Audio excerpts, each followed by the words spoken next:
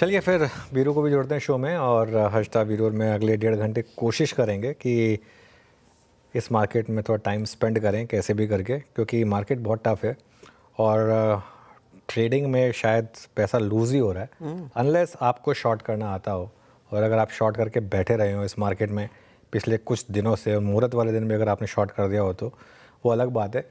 लेकिन मार्केट का मैसेज बहुत क्लियर है कि बच के रहना, इस मार्केट में थोड़ा बच के रहिए। और निफ्टी में अब एक 200 डे मूविंग एवरेज का रास्ता क्लियर हुआ है यहाँ पर। आई थिंक अब तक हम उसको होल्ड कर रहे थे 24,074 को, जो एक अक्टूबर का लो था। जिस तरीके से उसको तोड़कर आज 250 पॉइंट वहाँ से और फिसले, अब ऐसे ही ज़्यादा दूर रह नहीं गया है। 200 डे मूविंग एवरेज 23,500 पर है। और एक चीज़ जो बन रही थी, इसलिए पिछले हफ्ते थोड़ी सी कंफर्ट लौटा था कि मिड कैप और स्मॉल कैप में थोड़ी सी रिकवरी आ रही है। वो रिकवरी भी बुरी तरीके से फेल हुई और वहाँ पर भी देखिए किस तरीके से सेलिंग लौटी है। और देखिए मार्केट का एक वर्डिक्ट बहुत क्लियर है, हर्षिता वीरू, अच्छे शेयर ही पिट रहे हैं तो उल्टे सुल्टे शेयर तो बिल्कुल मत लें, जहाँ आप गंदी तरीके से फंस जाएंगे। मैं आपको एक एग्जांपल दे रहा हूँ। एक स्टॉक है प्रूडेंट कॉर्प, समहाउ पता नहीं क्यों वो थर्सडे को 15% भागा था। जितना मार्केट ने दिया उससे ज़्यादा आपसे वापस ले लिया, आज 20% गिरा दिया उस स्टॉक को। आज इमेजिन करिए आपने वो थर्सडे को ले लिया था तो क्या करेंगे आप। तो अगेन ये सिर्फ एक एग्जांपल है, ऐसे कई एग्जांपल्स हो सकते हैं। जब मार्केट इस तरीके से गिर रहा है तो फिर छोटों की क्या हम बात करें, इंडेक्स लेवल से बात करेंगे, लेकिन ज़्यादा इस समय डिस्कस इंपॉर्टेंट है कि मार्केट में इस समय हो क्या रहा है। Harshita Veeru, good afternoon. Good afternoon Anuj. जब तो ये इतनी बिकवाली अनुज, ट्रिगर क्या है, कुछ समझ में आ रहा है? क्योंकि एक हम कह सकते हैं कि चले ग्लोबल फ्रंट पर अनसर्टेनिटी है तो उसकी वजह से थोड़ी सी नर्वसनेस, लेकिन ऐसे लग रहा है कि भारत को ही सबसे ज्यादा धोया जा रहा है। यहाँ पर शायद ज्यादा पैसा भी बनाओ। नहीं, वो भी है। आज मैं सुबह एक बार कहूँ, वैसे बाय द वे मैंने आज सुबह सौरभ मुखर्जी के साथ इंटरव्यू किया था। आई थिंक मैं सेफली कह सकता हूँ कि जितने मैंने इंटरव्यूज़ किए उनमें से सबसे अच्छे इंटरव्यूज़ में से एक था, जो क्लैरिटी ऑफ थॉट्स के साथ जो सौरभ ने बात की है। देखिए इस मार्केट में हो क्या रहा है, सबसे इंपॉर्टेंट तो ये जानना है। मेरे ख्याल से एफआईज ने एक तरफ से पूरी तरह से हाथ खींच लिया इस मार्केट से। जहाँ भी जब भी रैली आती है वहाँ पर एफआईज बेचने चले आते हैं। आज भी सुनने में नाम आ रहा है कि एक बड़ी एफआई ने यहाँ पर बेचा है माल, तो वो एक बहुत बड़ा फैक्टर है।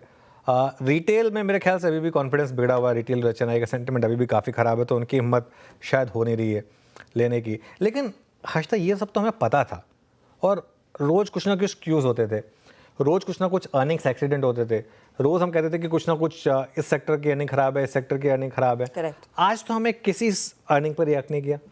आज ग्लोबल क्यूज़ भी सारे ठीक ठाक है। अब आप कहने को कह लें कि यूएस मार्केट की नर्वसनेस है, मेरे को तो 20 साल हो गए इस मार्केट को ट्रैक करते हुए, मुझे याद नहीं है कि कब यूएस मार्केट की नर्वसनेस हमारी मार्केट में हुई हो। उनकी मार्केट में नर्वसनेस है नहीं, वो हाइज लगा रहे हैं, हमारी मार्केट में नर्वसनेस है। ऐसा तो हो नहीं सकता। कुछ तो गड़बड़ है इस मार्केट में, कुछ तो गड़बड़ है। ये मार्केट कुछ पचाने की कोशिश कर रहा है डोमेस्टिक फ्रंट पर। मेरे ख्याल से डोमेस्टिक फ्रंट पर कुछ ना कुछ ऐसी न्यूज़ आएगी जो देखने के बाद आप कहेंगे अच्छा इसलिए मार्केट कर रहा था। वो कारण आपको बाद में पता चलेगा, और जिस दिन वो कारण आएगा ना उस दिन मार्केट बॉटम बनाएगा, क्योंकि वो प्राइसिंग कर चुका होगा। लेकिन यहाँ पे कुछ ऐसी चीज़ है जो अभी हम नहीं जानते थे कि जैसे कहते हैं ना, रिस्क कहाँ से आएगा। रिस्क हमेशा अननोन होता है, आपको पता नहीं होता। अभी वो दिख नहीं रहा है वो कहाँ से आएगा, लेकिन कहीं ना कहीं से तो आएगा, पता चलेगा। और वो एक फैक्टर है जिसने मार्केट का इस समय बुरा हाल किया हुआ है बेसिकली। तो फिर इस समय जैसे कहते हैं ना, don't catch a falling knife, लेकिन जो लोग हर रोज अपने पोर्टफोलियो को फिसलता देखते हैं और उनको एवरेज करने में भी अब एहतियात बरतना पड़ेगा, उनको क्या करना और किस किस लेवल पर थोड़ा सा ये संभल जाए तो आप लगे कि हाँ ठीक है, अब शायद I am not saying bottom के करीब कि गिरावट जिस इंटेंसिटी से आ रही है वो थोड़ी सी, उसकी रफ्तार थोड़ी सी कम हो। बिल्कुल। देखिए पहली बात तो निफ्टी की जहाँ तक बात है, अब हम निफ्टी पे करेक्ट कर चुके हैं 9%, एग्जैक्ट 9% हो चुका है निफ्टी पर। मिड कैप में 8.5% और स्मॉल कैप में भी करीब करीब उतना ही। मेरे ख्याल से अब 200 डे मूविंग एवरेज को तो आप मान ही लीजिए। आई थिंक जब मैंने ये बात आई थिंक 7-8 दिन पहले कही थी तो शायद लोगों को यकीन नहीं हो रहा था, लेकिन 23,500 का रास्ता तो खुला है 200 डे मूविंग एवरेज। वहाँ पर देखते हैं सपोर्ट मिलेगा या नहीं मिलेगा। Texture firmly sell on rally का है। आज सुबह बात हुई थी कि जहाँ पे भी मौका मिले वहाँ सेल कर दीजिए। 24,500 जब तक स्क्रीन पर नहीं आता तब तक टेक्सचर सेल ऑन रैली का है। तब 24,300 से 24,500 फिर भी पास दिख रहा था, अब तो 24,500 बहुत दूर दिख रहा है। अब तो मेरे ख्याल से आप 24,200, अब एक और चीज़ हो जाएगी, और जो 24,074 का लेवल अब तक आपके लिए सपोर्ट का काम कर रहा था, जिस तरीके से आज वो टूटा है, अब वो रेजिस्टेंस बन जाएगा मार्केट के लिए। अच्छा, बैंक निफ्टी की जहाँ तक बात है, बैंक निफ्टी अभी भी 100 डे एक्सपोनेंशियल मूविंग एवरेज को होल्ड कर रहा है। बैंक निफ्टी अभी भी शायद थोड़ा सा एक दिखा रहा है कि रिलेटिवली बेटर प्लेस्ड है। अक्टूबर लो से अभी भी 1000 पॉइंट दूर है, और जबकि निफ्टी अक्टूबर लो से 300 पॉइंट नीचे आ चुका है, तो फ़र्क है। तो अगर रिकवरी कभी भी आएगी तो शायद रिलेटिव स्ट्रेंथ के बेसिस पर बैंक निफ्टी और HDFC बैंक के उसको लीड करेंगे। लेकिन ब्रॉडर मार्केट में ना हर्षिता, मैं एक चीज़ बताऊं आपको, मैं 2-3 एग्जांपल देता हूं।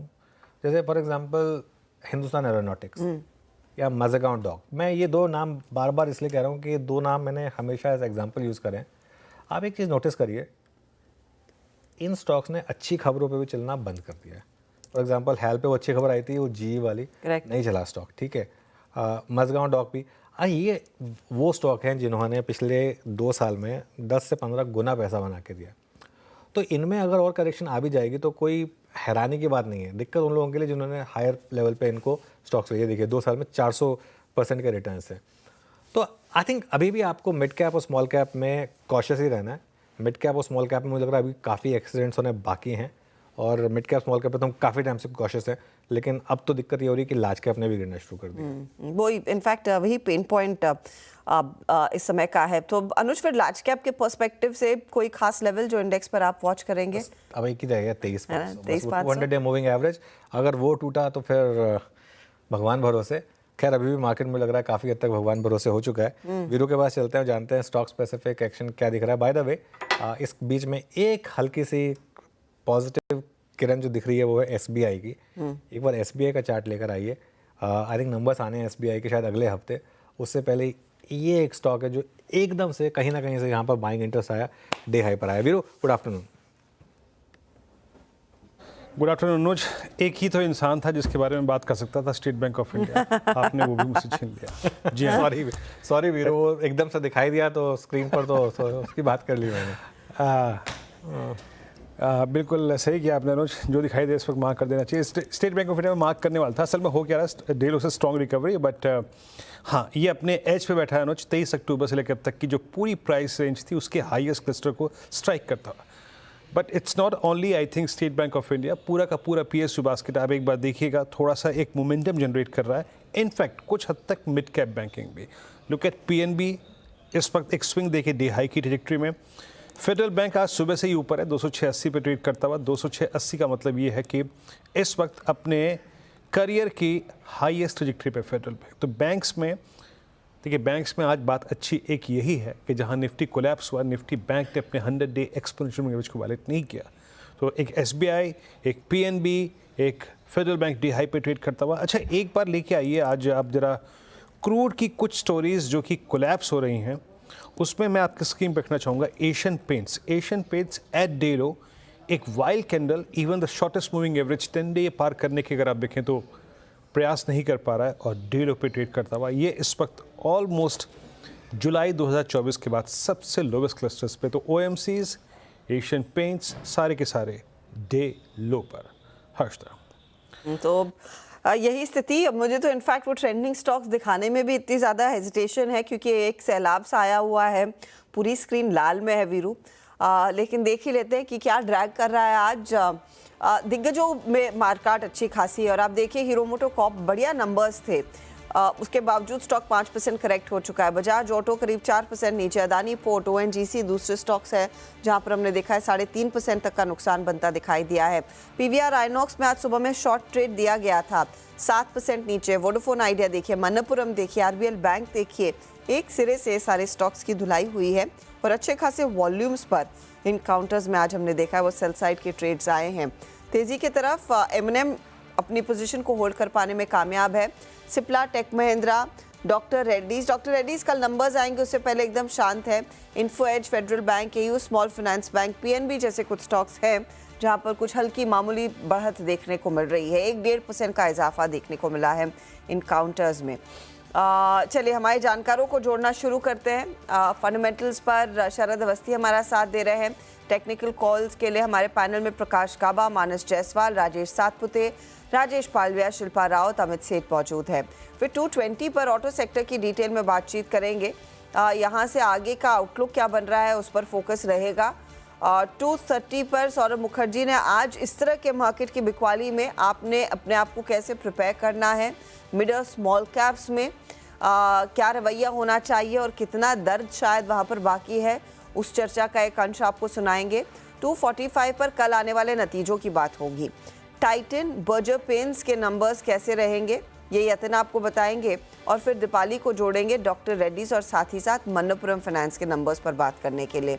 250 पर मार्केट पिक वॉइस में हमारा साथ आज बजाज फिनसर्व एसेट मैनेजमेंट के CIO निमेश चंदन देने वाले हैं। 3 बजे फिर डीलिंग रूम में क्या माहौल है उसका एक जायजा, फिर BTST STPT ट्रेड्स क्लोजिंग की तरफ बढ़ेंगे क्लोजिंग की रणनीति के साथ। चलिए अब एक काम करते हैं, अब जो हमारे पैनल को जोड़ते हैं और ट्रेड्स लेना शुरू करते हैं और देखते हैं कि अगर कुछ यहाँ पर बायर्स हैं या नहीं है। आप सभी को गुड आफ्टरनून। अच्छा शिल्पा जी सुबह नहीं थी तो शिल्पा जी से शुरुआत करते हैं, शायद कुछ यहाँ पर लक बदले। शिल्पा जी गुड आफ्टरनून, बताइए कोई बाय ट्रेड ले रही है इस मार्केट में या सेल ट्रेड ही है? नहीं, बाय ट्रेड है। मेरा ध्यान MCX पे जा रहा है। MCX बहुत स्ट्रॉन्ग एक रिबाउंड में अभी है। मुझे लगता है कि 6370 के फ्यूचर्स के स्टॉप लॉस से आप एक इंट्राडे 6450 से लेके 6500 तक एक प्ले आप ले सकते हैं। मुझे लगता है MCX is a good buy. Okay, तो देखिए MCX is a good buy. Shilpa कह रही है यहाँ पर बाय साइड की रणनीति। गाबा जी आपका प्लान क्या है, तेजी या मंदी? जी मैं जाऊंगा बिल्कुल, वो है पंजाब नेशनल बैंक, क्योंकि 100 को क्रॉस किया वो जरूरी है। इसलिए स्टॉप होगा 101, ट्रेड करा है 102 103 पर, टारगेट 106 की नजर आते हैं। पॉसिबल है कि और भी हाई जोन देखेंगे पंजाब नेशनल बैंक। PNB 102.95 बात करते करते डे हाई पर आ चुका है। स्ट्रॉन्ग मूव यहाँ पे।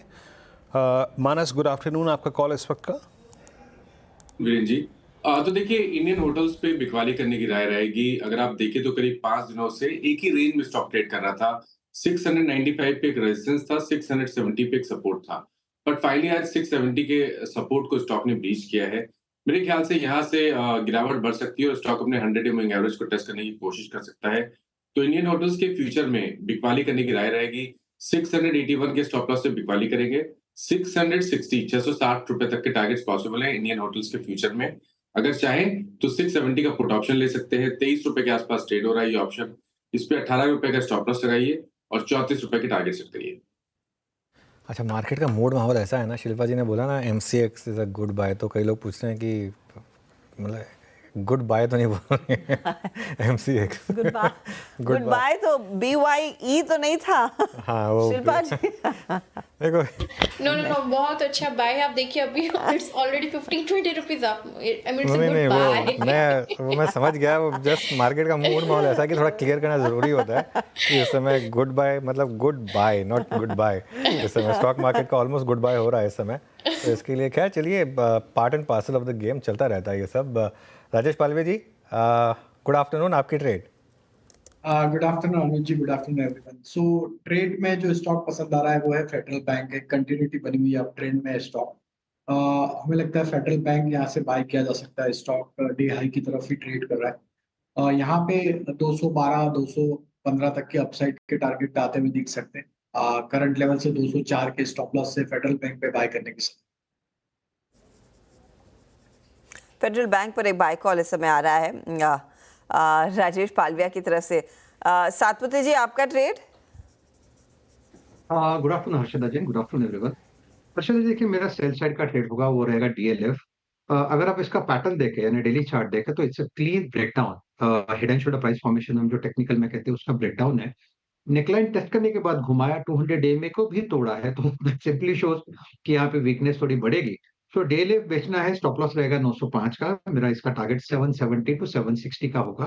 अगर किसी को पुट के द्वारा इस ट्रेड को लेना है तो 800 का put in the money put 28 पे है, तो हमारा बाय जो है 25 के ऊपर होगा, 20 का स्टॉप लॉस होगा और इसका टारगेट मेरा करीबन 40 से 45 का होगा। सो DLF का 800 का पुट आई थिंक थोड़ा सेफ स्ट्रेटेजी होगी, वोलेटिलिटी भी ज्यादा है। ओके, DLF सेल है आपका ट्रेड यहाँ पे। अमित जी गुड आफ्टरनून, आपका ट्रेड। जी good afternoon Viren ji, good afternoon Anuj ji, good afternoon Harshita ma'am and everybody on the panel. Virendra ji, इस समय का मेरा टॉप ट्रेड रहेगा बैंक ऑफ बड़ौदा। बैंक ऑफ बड़ौदा का अगर स्ट्रक्चर देखें तो यहाँ रिलेटिव स्ट्रेंथ काफी स्ट्रांग है। थोड़ा सा स्टॉक ने during the day give up किया था because of the crack in the market, लेकिन लोअर लेवल से हम वापस यहाँ पे एक स्ट्रेंथ देख रहे हैं। 10 और 20 डमा से एक रिकवरी देखी है 246 247 के लेवल से, तो स्ट्रक्चर पॉजिटिव है, इसे बाय करें। स्टॉप लॉस रहेगा 258 का और टारगेट्स रहेंगे 256 के बैंक ऑफ बड़ौदा में। ओके, चलिए टेक्निकल कॉल सारी पूरी हुई और mix of buy and sell इस समय क्लियरली स्क्रीन पर आपको विजिबल है। पीएसयू बैंकों में क्लियरली एक मोमेंटम दिख रहा है। पीएसयू बैंक निफ्टी आज सुबह भी जब शुरुआत इसने ग्रीन में की थी, फिर रेड में आया, अब वापस कोशिश कर रहा है इस ग्रीन में आने की, लेड बाय एसबीआई। शरद अवस्थी को जोड़ते हैं। शरद जी, गुड आफ्टरनून। शरद जी, हो क्या रहा है मार्केट में? स्टॉक्स की बात तो हम करते ही रहेंगे, लेकिन आपका व्यू क्या है? किस तरीके से जो आज मार्केट गिरा, इसमें क्या प्राइमरी फैक्टर रहा? हाँ जी, गुड आफ्टरनून। मुझे लगता है प्राइमरीली जो इंटरनेशनल फ्लोज हैं वो पॉजिटिव नहीं हो रहे हैं, और जो क्वार्टरली अपडेट्स अभी तक निकल के आए हैं उससे बहुत पॉजिटिव माहौल बनाना थोड़ा सा मुश्किल हो गया है। मेरे हिसाब से पिछले 3-4 साल में अगर आप देखें तो रेगुलरली ये ट्रेंड रहा है कि पहले ईयर के स्टार्ट में हम बहुत अग्रेसिव ईपीएस एस्टिमेट्स लेके चलते हैं फॉरवर्ड के, और पहले 6 महीने बीतते बीतते ऑब्वियसली थोड़ा सा स्लो डाउन उसमें आ जाता है एक्सपेक्टेशन में। तो मुझे लगता है वही सिनेरियो वापस से प्ले आउट हो रहा है। हमने साल शायद ओवर बुलिश होकर स्टार्ट किया था अपनी अर्निंग्स एस्टिमेट्स पे, अब ग्रेजुअली मार्केट वो रियलिटी के संग कैचअप कर रहा है। अब ये तो हो गया कि बाजार में रिएक्शन क्यों है, थोड़ा एफआईआई की पार्टिसिपेशन, और थोड़ा मुझे लगता है कि जो नए इन्वेस्टर्स हैं उनको भी पहली बार 8-10% का क्रैक और कुछ स्टॉक्स में 30 से 35% का क्रैक देखने को मिला है। तो कुछ भी खरीद के पैसा बनेगा, शायद वो नोशन जो था वो अभी थोड़ा सा डीरेल हो रहा है। अच्छा भी है मेरे हिसाब से, तो इतना इजी नहीं होना चाहिए पैसा बनाना। और इसके अलावा जहाँ तक फॉरवर्ड का सवाल है, मेरे हिसाब से ये करेक्शन एक बहुत डिसेंट अपॉर्चुनिटी दे रही है। हमारा अभी भी मानना है कि अगले 3 से 4 महीने काफी बुलिश रहना चाहिए मार्केट। ज्यादातर demand most probably second half में क्यूमुलेट होगी, क्योंकि पूरा सीजन भी इस बार इधर ही है, और पिछले क्वार्टर भी थोड़ी बारिश, गर्मी और इलेक्शंस की वजह से पूरा स्लो डाउन था। तो मुझे लगता है अभी इस क्वार्टर ऑनवर्ड्स आपके पास ज्यादातर जो हेडविंड्स आज के दिन बाजार के लिए हैं, चाहे यूएस इलेक्शंस हो, चाहे इन्फ्लेशन हो, चाहे इंटरेस्ट रेट ट्रेजेक्टरी हो, चाहे डोमेस्टिक 2 स्टेट्स के इलेक्शन हो, और चाहे अर्निंग्स ग्रोथ हो, ये सारी चीजें अगले क्वार्टर के नंबर ऑनवर्ड्स आपको काफी स्ट्रांगली रिकवर होती दिखाई देंगी। और मोस्ट प्रोबेबली 15-16 दिसंबर तक आपको फीलर्स भी कंपनी की तरफ से आने चालू हो जाएंगे प्रीव्यू वगैरह में देख के। तो मुझे लगता है मे भी 5-7 दिन और आपको थोड़ा बहुत पेन देखना पड़े, बट मेरे हिसाब से ज्यादातर पेन एब्जॉर्ब हो चुका है। अब यहाँ से एक स्ट्रॉन्ग रैली के लिए प्रिपेयर करना चाहिए। ओके, जो बात शरद जी कह रहे हैं ना, वो आज जो सुबह मैं डिस्कशन कर रहा था ना सौरभ के साथ, उसमें उन्होंने एक बहुत ही थोड़ी सी डरावनी सी बात बोली थी। इस क्वार्टर में अगर आप बैंकों को निकाल दें, जिन्होंने बैंकों ने फिर भी अच्छी अर्निंग्स दी हैं हर्षदा, जो बड़े बैंक हैं उनमें सिर्फ एक इंडस्इंड को छोड़कर बैंकों को निकाल दें तो अर्निंग फ्लैट रही है जी।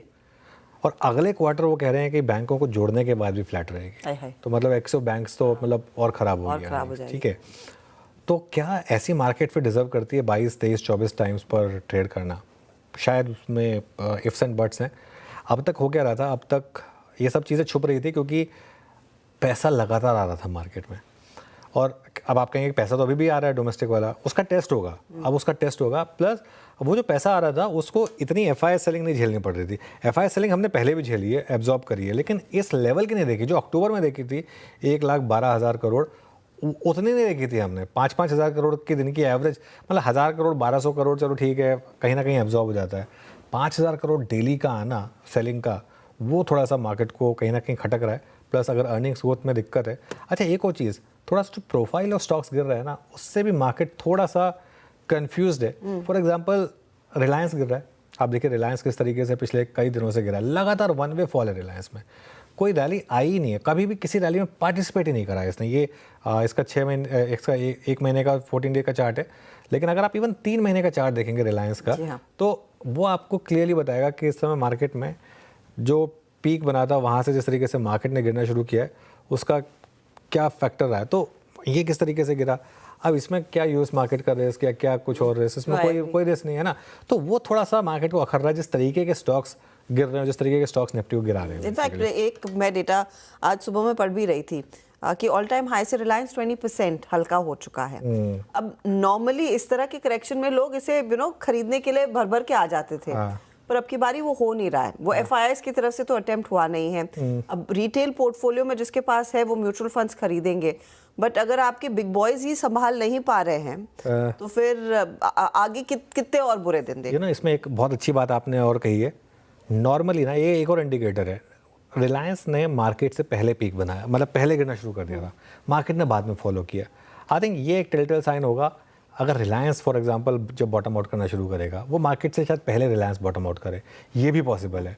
तो ये भी एक देखने वाली चीज़ होगी। लेकिन बिल्कुल काफ़ी आई थिंक 20% जैसा आपने बोला निकल चुका है स्टॉक, और निफ्टी तो अभी सिर्फ 8.5-9% ही हुआ है। अच्छा, मैं बार बार फिर एक चीज़ कह रहा हूँ, 8.5-9% निफ्टी में करेक्शन बड़ी नहीं होती है। दिक्कत सिर्फ ये है कि ये वाला जो पैसा है उसने ये वाली करेक्शन देखी नहीं थी। ऐसी करेक्शन हमने तो हजदा 3-4 करेक्शन देखी थी 2003 से 8 के बुल मार्केट में, जो बाय द वे इस मार्केट से बड़ी बुल मार्केट थी।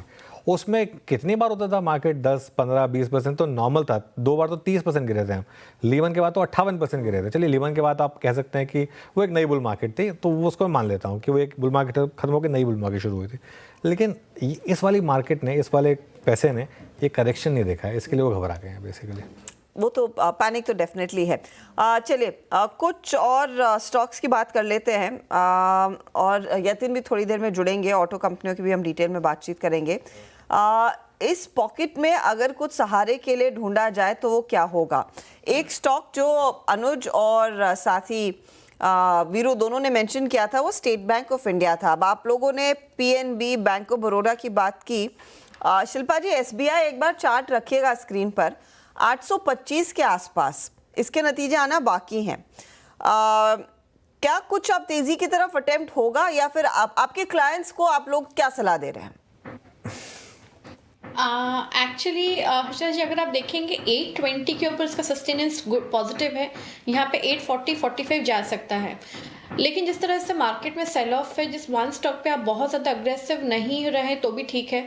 अगर किसी को इसमें पार्टिसिपेट करना है, अज्यूमिंग की रिजल्ट्स प्ले है, तो यहाँ पे आप 840 का कॉल ऑप्शन जो 21 रुपये के अराउंड ट्रेड कर रहा है, आप इसमें पार्टिसिपेट कर सकते हैं।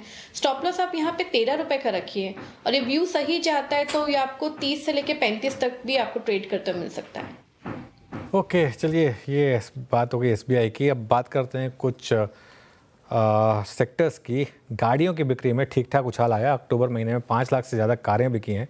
मारुति ने रिकॉर्ड बनाया 2 लाख से ज़्यादा कारें बेचने का। टाटा मोटर्स की भी उम्मीद से बेहतर रही सेल्स। यतिन के पास चलते हैं। यतिन, तो कैसे रहे आंकड़े, क्या बता रहे हैं ट्रेंड्स? तो ट्रेंड तो बता रहे हैं कि फेस्टिव सीजन सेल्स का जो होलसेल नंबर है वो ठीक ही ठाक रहा है। बाजार के अनुमान से बेहतर ही प्रदर्शन रहा है। M&M की बात सेपरेटली करेंगे, लेकिन सबसे पहले अगर हम बात करें तो ओवरऑल जो ऑटो नंबर्स आए, यहाँ जो 2 व्हीलर की सेल्स है वो काफ़ी शानदार रही है। इनफैक्ट अगर हम बात करें हीरो मोटोकॉर्प की, तो यहाँ रिकॉर्ड सेल्स आपको देखने को मिला है। इनफैक्ट जो फेस्टिव सीजन सेल्स है यहाँ 14% की आपको वृद्धि देखने को मिली है। और अगर हम स्पेसिफिकली बात करें तो 18% की अक्टूबर के महीने में सेल्स बढ़ी है। 6.69 लाख यूनिट्स की बिक्री आपको होती हुई दिखाई पड़ी है। अगर हम TVS मोटर्स की भी बात करें तो यहाँ भी अच्छी सेल्स रही है। अक्टूबर की सेल्स 14% बढ़ी है। और अगर हम इलेक्ट्रिक व्हीकल स्कूटर्स की बात करें तो 45% की ज़बरदस्त ग्रोथ। बेस छोटा है लेकिन हाँ 45% की ग्रोथ यहाँ भी देखने को मिली है।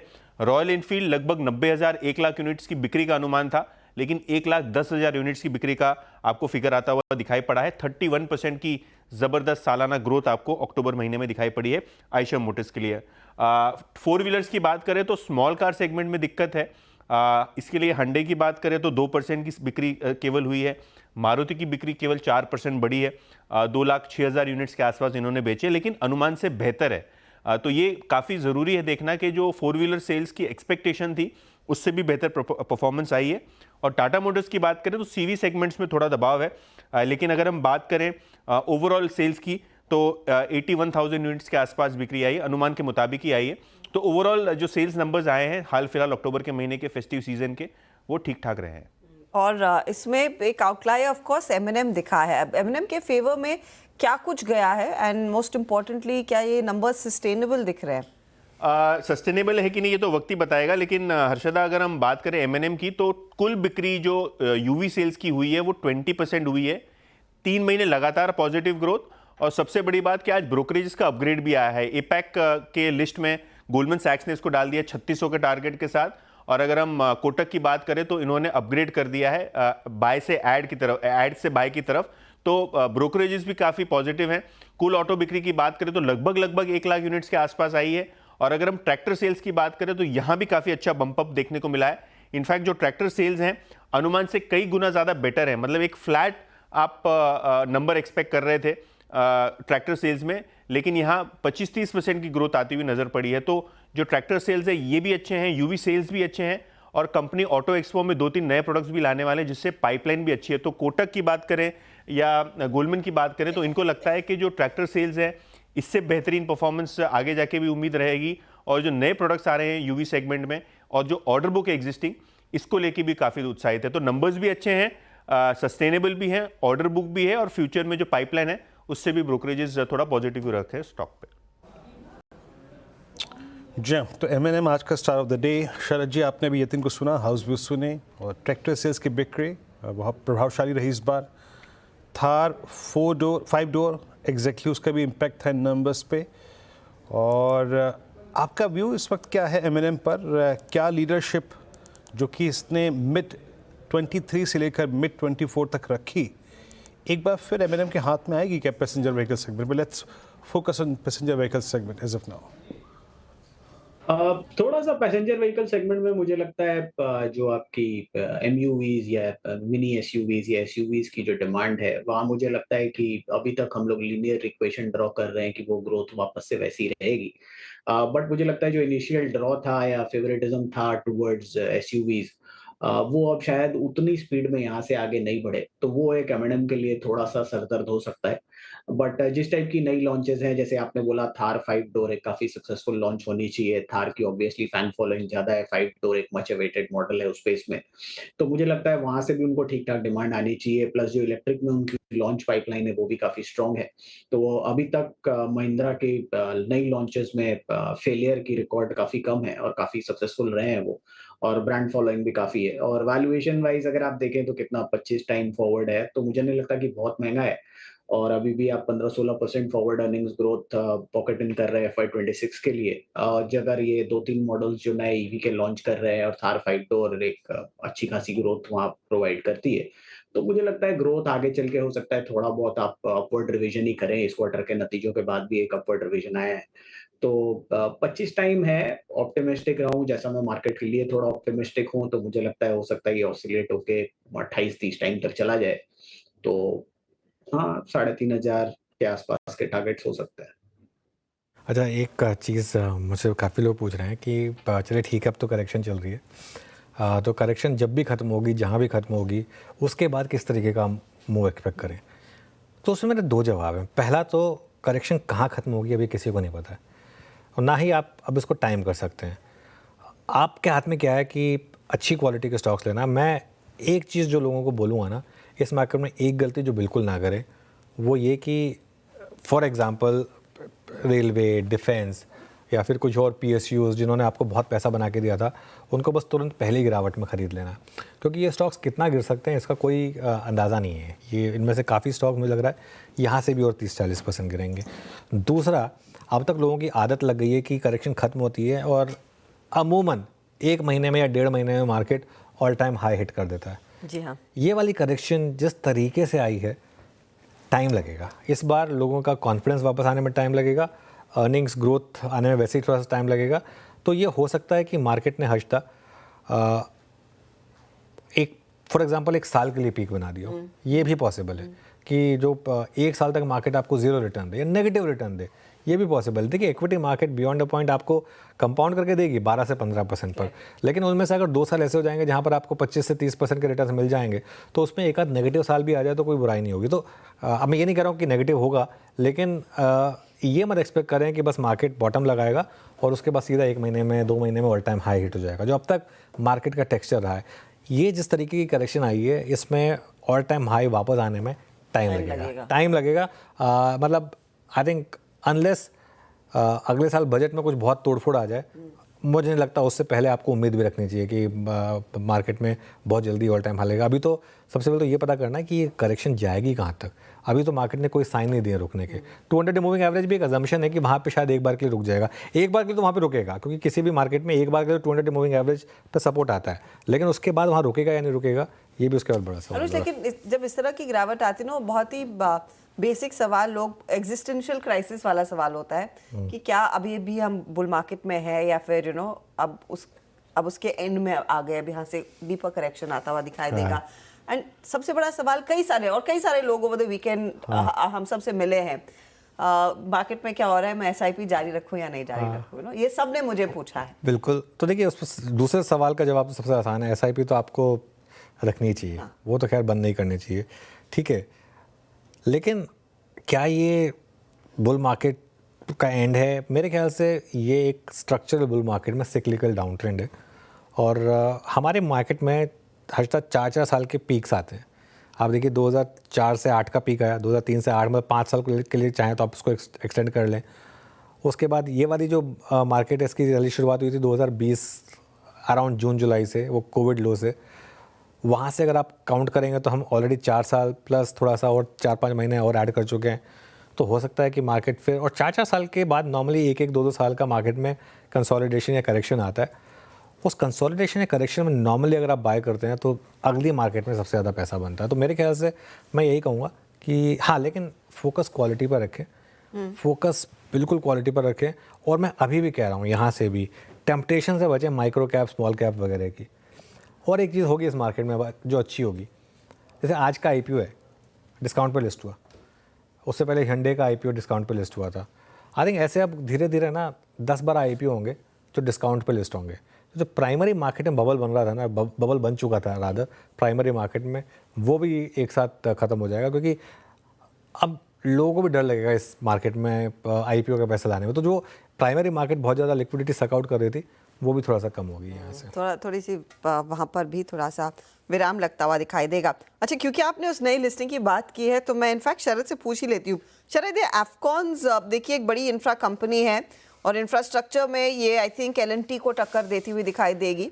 अब आज थोड़ी सी धीमी लिस्टिंग, और जिन लोगों ने इसमें पैसा नहीं लगाया उनके लिए वो क्या लेवल रहेगा, या फिर आपके लिहाज से क्या ज़्यादा अट्रैक्टिव प्राइस रहेगी एंटर करने के लिए?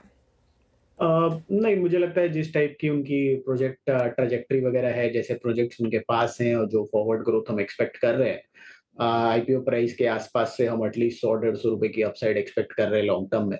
तो मुझे लगता है लिस्टिंग क्योंकि बहुत ज़्यादा एक्सपेंसिव नहीं है, तो आपको मुझे लगता है इन लेवल्स पे भी खरीदारी करनी चाहिए। इशू प्राइस से एटलीस्ट 150-200 रुपए की अपसाइड तो अगले साल 1.5 साल में आसानी से बननी चाहिए।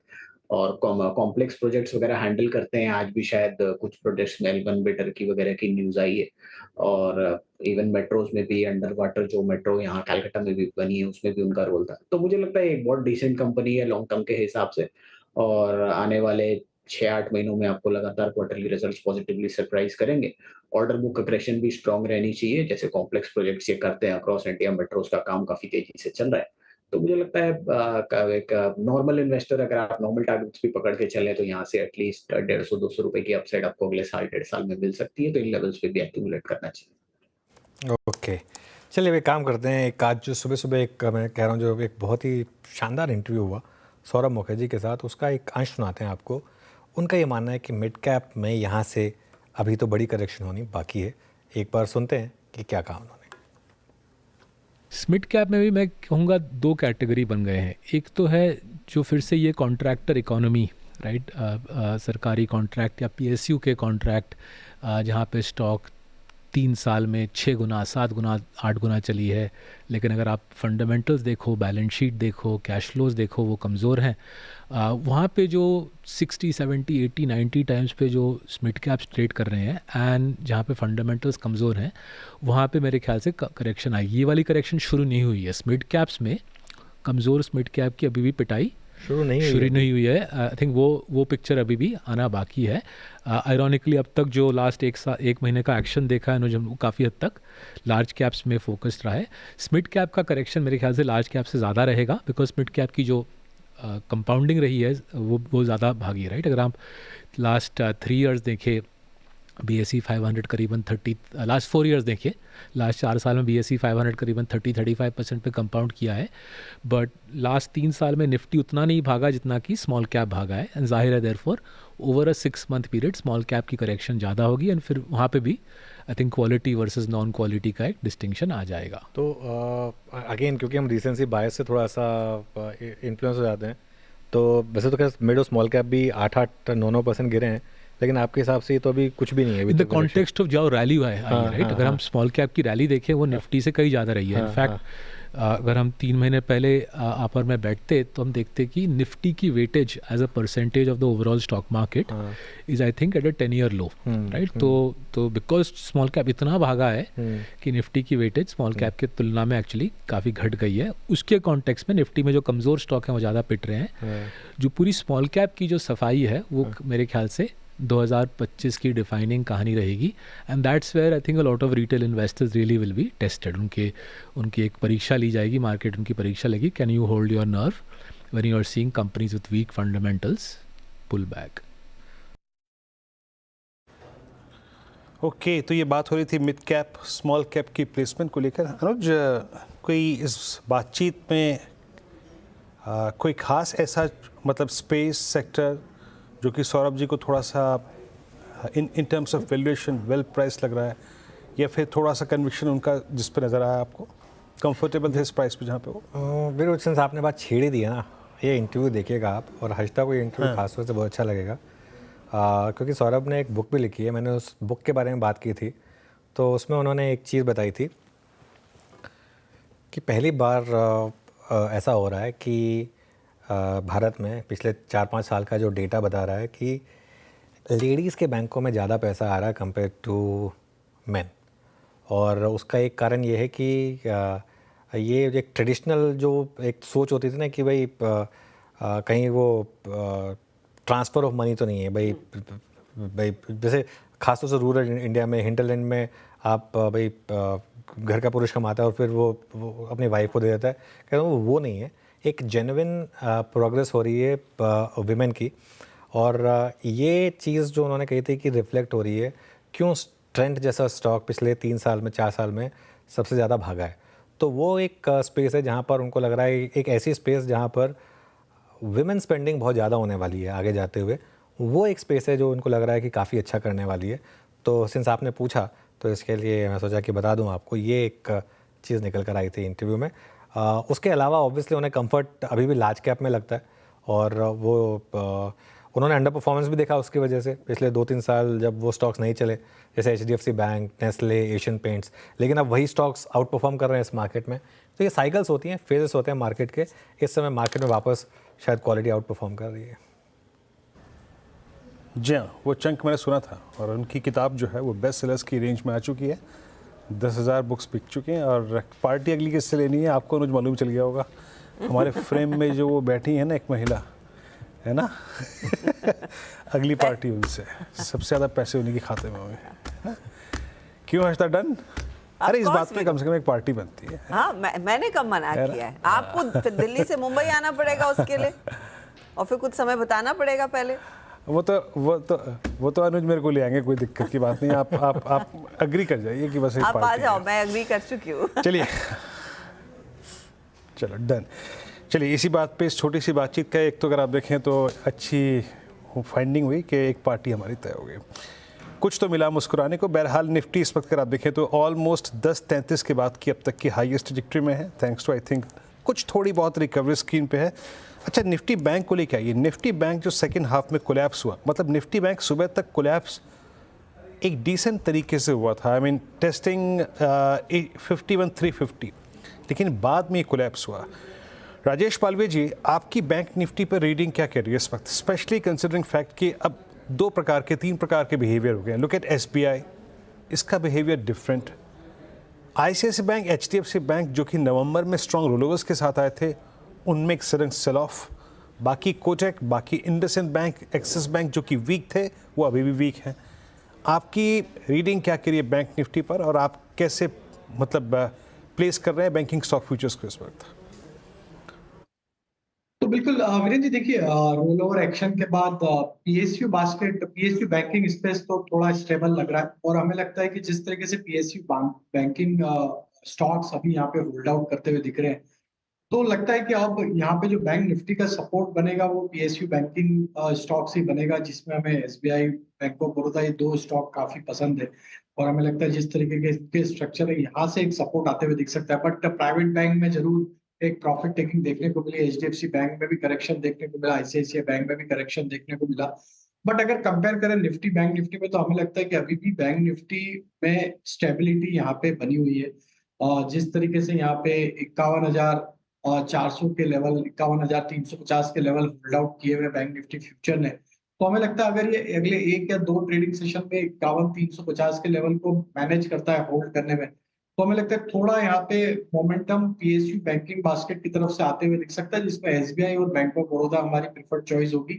यहाँ पे हमें लगता है कि एक अपमूव बनते हुए दिख सकता है लेकिन 51,350 ये स्टॉप लॉस जरूर रखना होगा बैंक निफ्टी में फ्यूचर्स पे अगर ये टूटता है तो फिर ये 51,000 के नीचे भी फिसलते हुए दिख सकता है ओके चलिए एक बार वापस एसबीआई देखते हैं कि जो बात वीरू भी कह रहे थे ना एसबीआई क्लियरली एक मार्केट को सपोर्ट करने के मूड में है डे हाई पर आया अब एसबीआई 830 क्रॉस करने की तैयारी और एक और स्टॉक जो इस समय अब एफएनओ का टॉप गेनर है इन्फो एज एक बार इन्फो एज देखिए ये थोड़ा मार्केट से अलग चाल चल रहा है और अब डे हाई पर 4% के करीब एफएनओ में मूव आया स्टॉक का ये इन्फो एज का चार्ट चलिए अब आपको पता सुबह का हमारा बाय द वे एक बिग स्टॉक था एनएमडीसी भी अब डे हाई पर आ गया ये थोड़ा चाइना फैक्टर है यहाँ पर क्योंकि अगर वो पैकेज आना है तो सबसे ज़्यादा लोगों को एक्सपेक्टेशन है कि आयन और को फ़ायदा होगा अब आपको बताते हैं आज का हमारा चार का चौका का सीक्वेंस और उसके बाद ट्रेड्स लेना शुरू करेंगे सबसे पहले सस्ता ऑप्शन शिल्पा जी से लेंगे उसके बाद राजेश पालवे जी के पास चलेंगे एफएनओ सुपरस्टार के लिए मानस जी के पास चलेंगे चार्ट का चमत्कार लेने के लिए और शरद अवस्थी जी के पास मिड कैप फंडा के लिए तो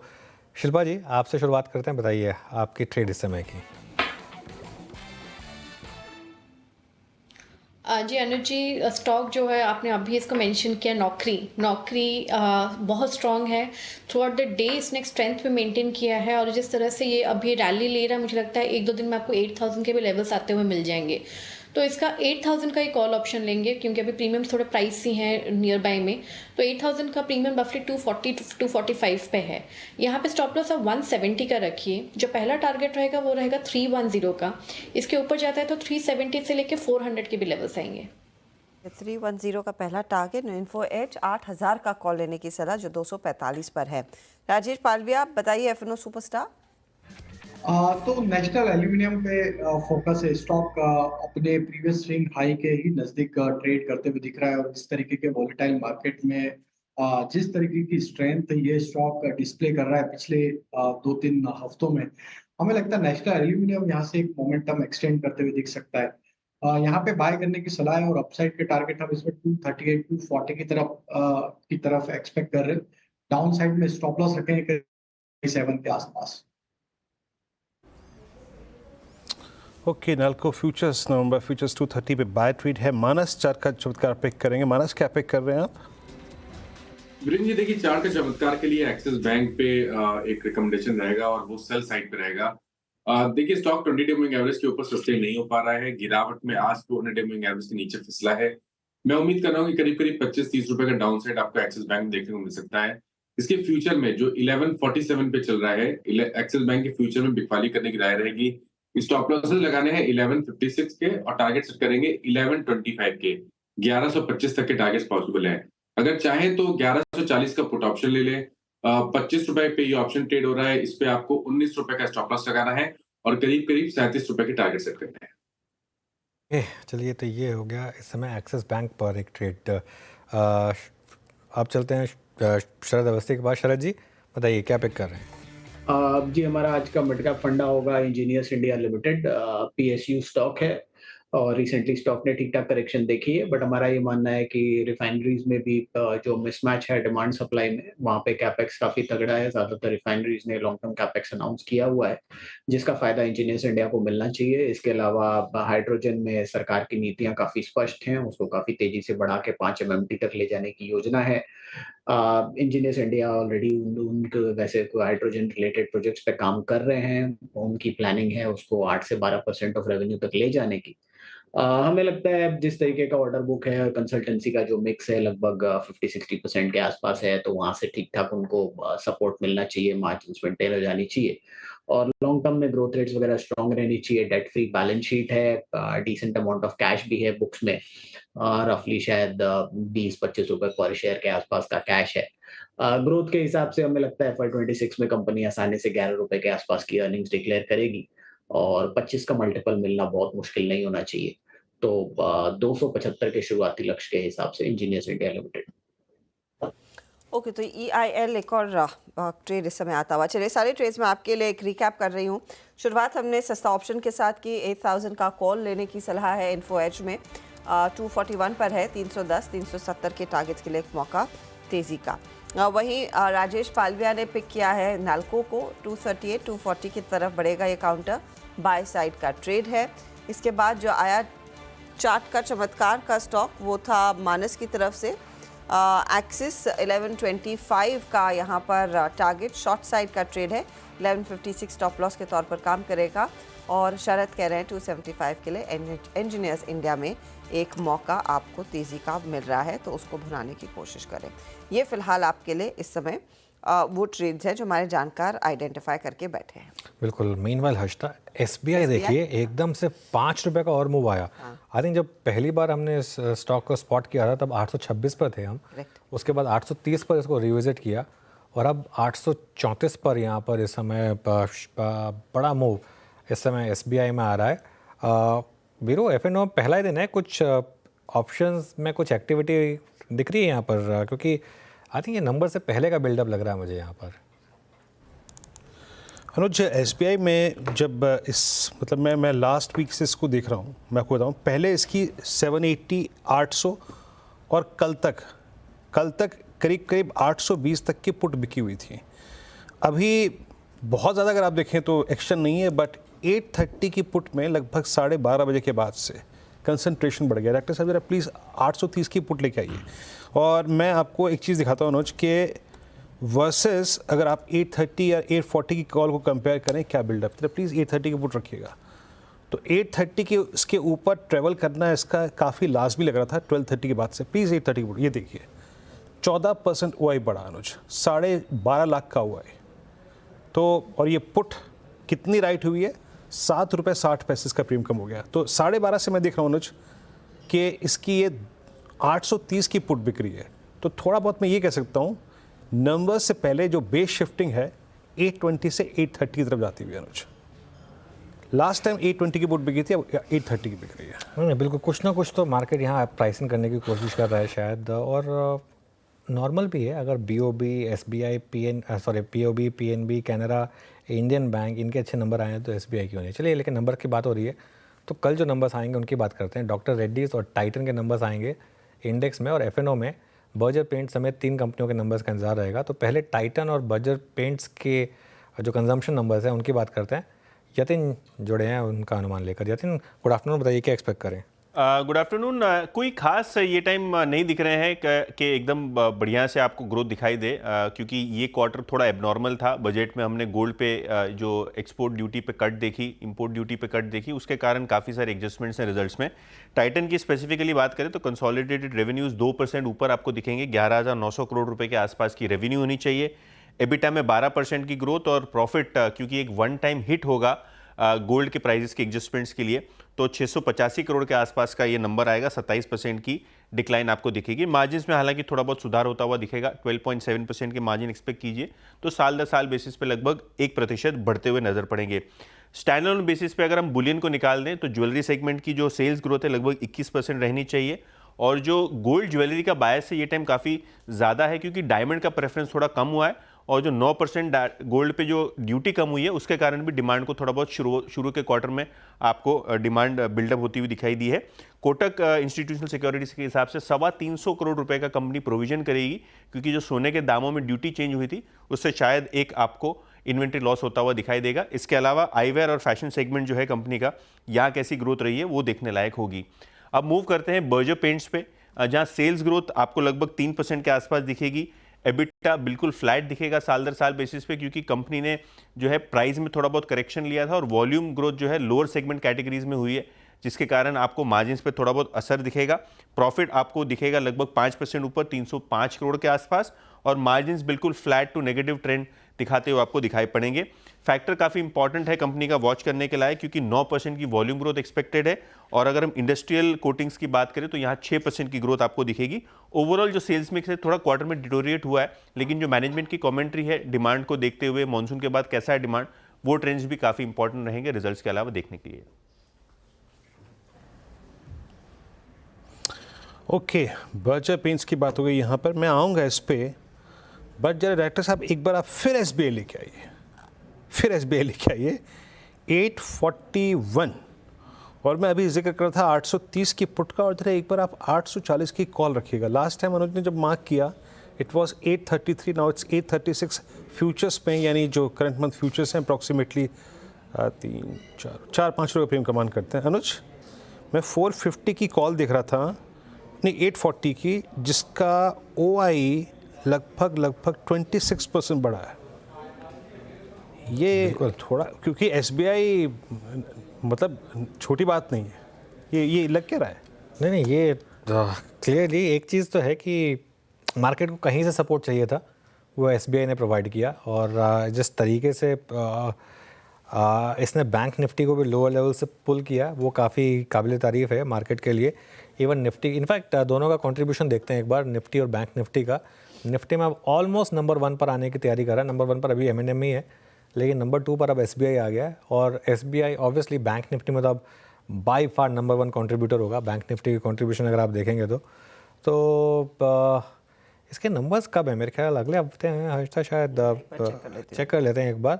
लेकिन निफ्टी में भी लोअर लेवल से बहुत डिसेंट रिकवरी देखने को मिल रही है अब वीरू, तो लो से बंद हो रहा है, लो से रिकवर होकर बंद हो रहा है, ये अच्छा साइन है मार्केट के लिए।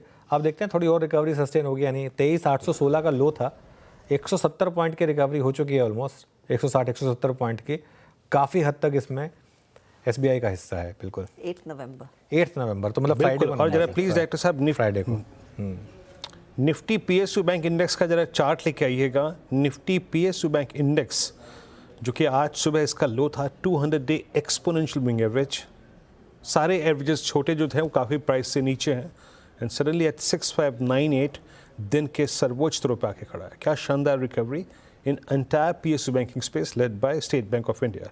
चलिए, अब यतिन से बातचीत हुई टाइटन और बर्जर पे, कुछ देर के लिए विषय को थोड़ा चेंज करके दीपाली के पास चलते हैं और बात करते हैं डॉक्टर रेड्डीज और मन्नापुरम में। दीपाली, एक पे तो गोल्ड का इम्पैक्ट नजर आएगा, नंबर्स पहले शुरुआत करते हैं मन्नापुरम से, क्या एक्सपेक्टेशन है? बिल्कुल गोल्ड बिजनेस का इम्पैक्ट तो दिखेगा ही, और इसीलिए इनके गोल्ड AUM में आपको ग्रोथ दिखाई देगी। लेकिन पॉइंट नोट करने की ज़रूरत यह है कि हाल ही में जो सब्सिडरी कंपनी आशीर्वाद के नंबर्स आए थे, वहाँ पर स्ट्रेस दिखा था, एसेट क्वालिटी भी डिट्रॉइट हुई थी, तो उसका भी इम्पैक्ट दिखेगा अर्निंग्स पर। हालांकि फिगर्स बताएं तो नेट इंटरेस्ट इनकम 18% बढ़कर आ सकती है मन्नापुरम फाइनेंस की, पैट फ्लैट रहने की पॉसिबिलिटी है वाई बेसिस पे, और निम्स अगर आप देखेंगे तो सीक्वेंशियल बेसिस पे तो बिल्कुल फ्लैट रहेंगे, वाई बेसिस पे 50 बेसिस पॉइंट का ड्रॉप देखने को मिल सकता है नेट इंटरेस्ट मार्जिन में।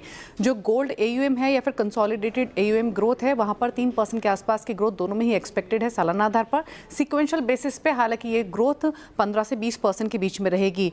गोल्ड लोन AUM में बेनिफिट इसीलिए मिला है क्योंकि गोल्ड प्राइसेस हायर साइड पर रहे हैं, तो उसका बेनिफिट मिलेगा कंपनी को। वहीं दूसरी तरफ अगर क्रेडिट कॉस्ट देखेंगे तो वो बढ़कर आ सकती है 10 बेसिस पॉइंट के आसपास सीक्वेंशियल बेसिस पे, और जो क्रेडिट कॉस्ट में बढ़ोतरी देखने को मिलेगी भी वो इसके पीछे, क्योंकि जो MFI सेगमेंट है वहाँ पर इश्यूज रहे हैं, और जो स्प्रेड्स हैं वो स्टेबल रह सकते हैं ओवरऑल कंसोलिडेटेड लोन बुक में। नजर कहाँ रहेगी? गोल्ड लोन ग्रोथ को लेकर मैनेजमेंट की कमेंट्री इंपॉर्टेंट रहेगी, एसेट क्वालिटी को लेकर कमेंट्स इंपॉर्टेंट रहेंगे MFI और PL सेगमेंट में। आशीर्वाद IPO को लेकर अगर कोई अपडेट आता है तो वहाँ भी नजर रहेंगे, और साथ ही साथ क्या जो RBI ने रिवाइज रेगुलेटरी फ्रेमवर्क चेंज किया उसको लेकर क्या इंप्लीकेशंस देखने को मिल रही है, उस पर भी मैनेजमेंट की कमेंट्री इंपॉर्टेंट रहेंगी। वहीं अगर डॉक्टर रेड्डीज के नंबर्स देखें तो यहाँ पर सेल्स में और एबिटा में तो ग्रोथ दिखाई देगी, लेकिन पैट और एबिटा मार्जिन्स ड्रॉप हो सकते हैं। ओवरऑल सेल्स 11.5% बढ़कर आ सकती हैं, एबिटा में 6.5% की ग्रोथ एक्सपेक्टेड है वाई बेसिस पे। वहीं मुनाफा 6% घट सकता है और एबिटा मार्जिन्स 27.7% पर आ सकते हैं। अब अगर हम ब्रेकअप देखें तो ओवरऑल इनकी जो अमेरिका की सेल्स है वहाँ पर सालाना आधार पर 15% की ग्रोथ एक्सपेक्टेड है, लेकिन जो इनका कैंसर ड्रग है जो कि मेजर अर्निंग ग्रोथ ड्राइवर रहा है पूरे ही FY24 में भी और Q1 FY25 में भी, अगर उसकी ग्रोथ हटाकर देखें तो जो नॉर्थ अमेरिका का बेस बिजनेस है है वो सीक्वेंशली इनफैक्ट ड्रॉप ही हो सकता है 2% के आसपास, क्योंकि जो बाकी मॉलिक्यूल्स हैं वहाँ पर वॉल्यूम्स फ्लैट ही रहे हैं। डोमेस्टिक बिजनेस अच्छा करेगा, 14% की ग्रोथ आने की पॉसिबिलिटी है। पेन साथ ही साथ डर्मा सेगमेंट नए लॉन्चेस का कंट्रीब्यूशन दिखेगा डोमेस्टिक बिजनेस में। ओवरऑल अगर आप मार्जिन देखेंगे तो वहाँ पर काफ़ी प्रेशर दिखाई देगा, 200-300 बेसिस पॉइंट मार्जिन ड्रॉप हो सकते हैं। उसके पीछे दो इंपॉर्टेंट रीजन है, एक तो हायर R&D स्पेंड कंपनी ने किया है और साथ ही साथ day to day running business running cost यानी इनकी बड़ी यानी रनिंग ओवरहेड्स बढ़ने की वजह से भी मार्जिन पर इंपैक्ट दिखेगा। नजर कहाँ रहेगी यूएस मार्केट को लेकर, अगले 12 से 15 महीने में क्या कंपनी लॉन्च करेगी, कौन से ड्रग अप्रूवल्स पर कंपनी की नजरें रहेंगी, वो इंपॉर्टेंट रहेगा। बायोसिमिलर पाइपलाइन पर डिटेल्स जो आएंगे वो इंपॉर्टेंट होंगी। साथ ही साथ रेव लिमिट के मार्जिन को लेकर कंपनी क्या आउटलुक शेयर करेगी, ये इंपॉर्टेंट रहेगा डॉक्टर रेड्डीज के नंबर्स में। रेवलिमिड एक इम्पॉर्टेंट ड्रग और वहाँ से आगे क्या रुझान बनता है वो देखने वाला होगा। शरद, आपकी राय क्या रहेगी इस समय? ये फार्मा स्पेस, आज सुबह से सिप्ला में थोड़ी सी हरकत है, डॉक्टर रेड्डीज अब 0.5% ऊपर है। नंबर से क्या एक्सपेक्ट कर रहा है मार्केट, वो हमने दीपाली से सुना। आप अपने आप को कैसे पोजीशन करेंगे इन फार्मा काउंटर्स में? देखिए, फ्रंटलाइन स्टॉक्स में तो मुझे लगता है वैल्यूएशंस थोड़ी सी अपर साइड पे हैं, तो वहाँ बहुत ज़्यादा अपॉर्चुनिटी आपको नहीं मिलेगी। तो जो फ्रंटलाइन नेम्स हैं उनमें मुझे लगता है डॉक्टर रेड्डी बेस्ट प्लेस्ड है, और चूंकि जैसा दीपाली बोल रही थी कि हम रिजल्ट सीजन में भी बहुत लो एक्सपेक्टेशन से जा रहे हैं, हमारा फोकस इस पे है कि वो इंडिया बिजनेस का रैंप अप में क्या स्टोरी बताते हैं, क्योंकि हमें लगता है जैसे जैसे India business ramp up strongly pickup होता है वहां से मार्जिन रेट काफी स्ट्रांग रहेगी और लॉन्ग टर्म ट्रैजेक्टरी भी वही है कंपनी की, क्योंकि यूएस बिजनेस में बहुत बड़ी रिकवरी की उम्मीद अब यहाँ से है नहीं। तो हमें लगता है वैल्यूएशन वाइज सबसे कंफर्टेबल पोजीशन पे है मेरे हिसाब से, शायद 20-25 से भी कम के मल्टीपल पे अवेलेबल है। और अगर इंटरनेशनली कोई ड्रग्स वगैरह सक्सेसफुल होती हैं तो वहां से काफी बड़ी री रेटिंग हो सकती है। तो वैल्यूएशन कंफर्ट के हिसाब से डॉक्टर रेड्डी बेस्ट प्लेस्ड है, और एक्सपेक्टेशन बिल्डअप ना तो क्वार्टरली रिजल्ट्स में ज्यादा है ना नेक्स्ट ईयर के नंबर्स में ज्यादा है। तो मुझे लगता है कोई पॉजिटिव सरप्राइज खास करके इंडिया बिजनेस से अगर आता है या कोई नया एमएनए अनाउंस होता है तो वो एक ट्रिगर हो सकता है इनके लिए। और छोटी मिड कैप छोटी कंपनीज में मुझे लगता है बहुत सारी ऐसी कंपनीज हैं जहां बहुत सारे टर्न अराउंड्स प्ले कर सकते हैं। हालांकि वैल्यूएशन वाइज अभी जो नंबर्स एंटिसिपेटेड है वहां से बहुत ज्यादा अपसाइड निकालना तो मुश्किल है इस रैली के बाद। बट कुछ एपीआई वाले नाम जैसे लॉरस लैब्स वगैरह वहां पे हो सकता है कि थोड़ा आपको पॉजिटिव रुझान लगातार क्वार्टर ऑन क्वार्टर दिखता रहे। लेकिन इन वैल्यूएशंस पे वहां पे भी बहुत ज्यादा कुछ पिक करने को नहीं है अनलेस अनटिल बहुत बड़ी री रेटिंग आती है। तो समरी में मुझे लगता है doctor Reddy preferably best choice रहेगी within the pharma space. Okay, चलिए एक काम करते हैं, एक छोटा सा ब्रेक लेते हैं और उसके बाद इस मार्केट में क्या करना है इन सब पर बातचीत करने के लिए हमारे साथ बजाज फिनसर्व एसेट मैनेजमेंट के CIO निमेश चंदन जुड़ेंगे, उनसे बात करेंगे ब्रेक के बाद।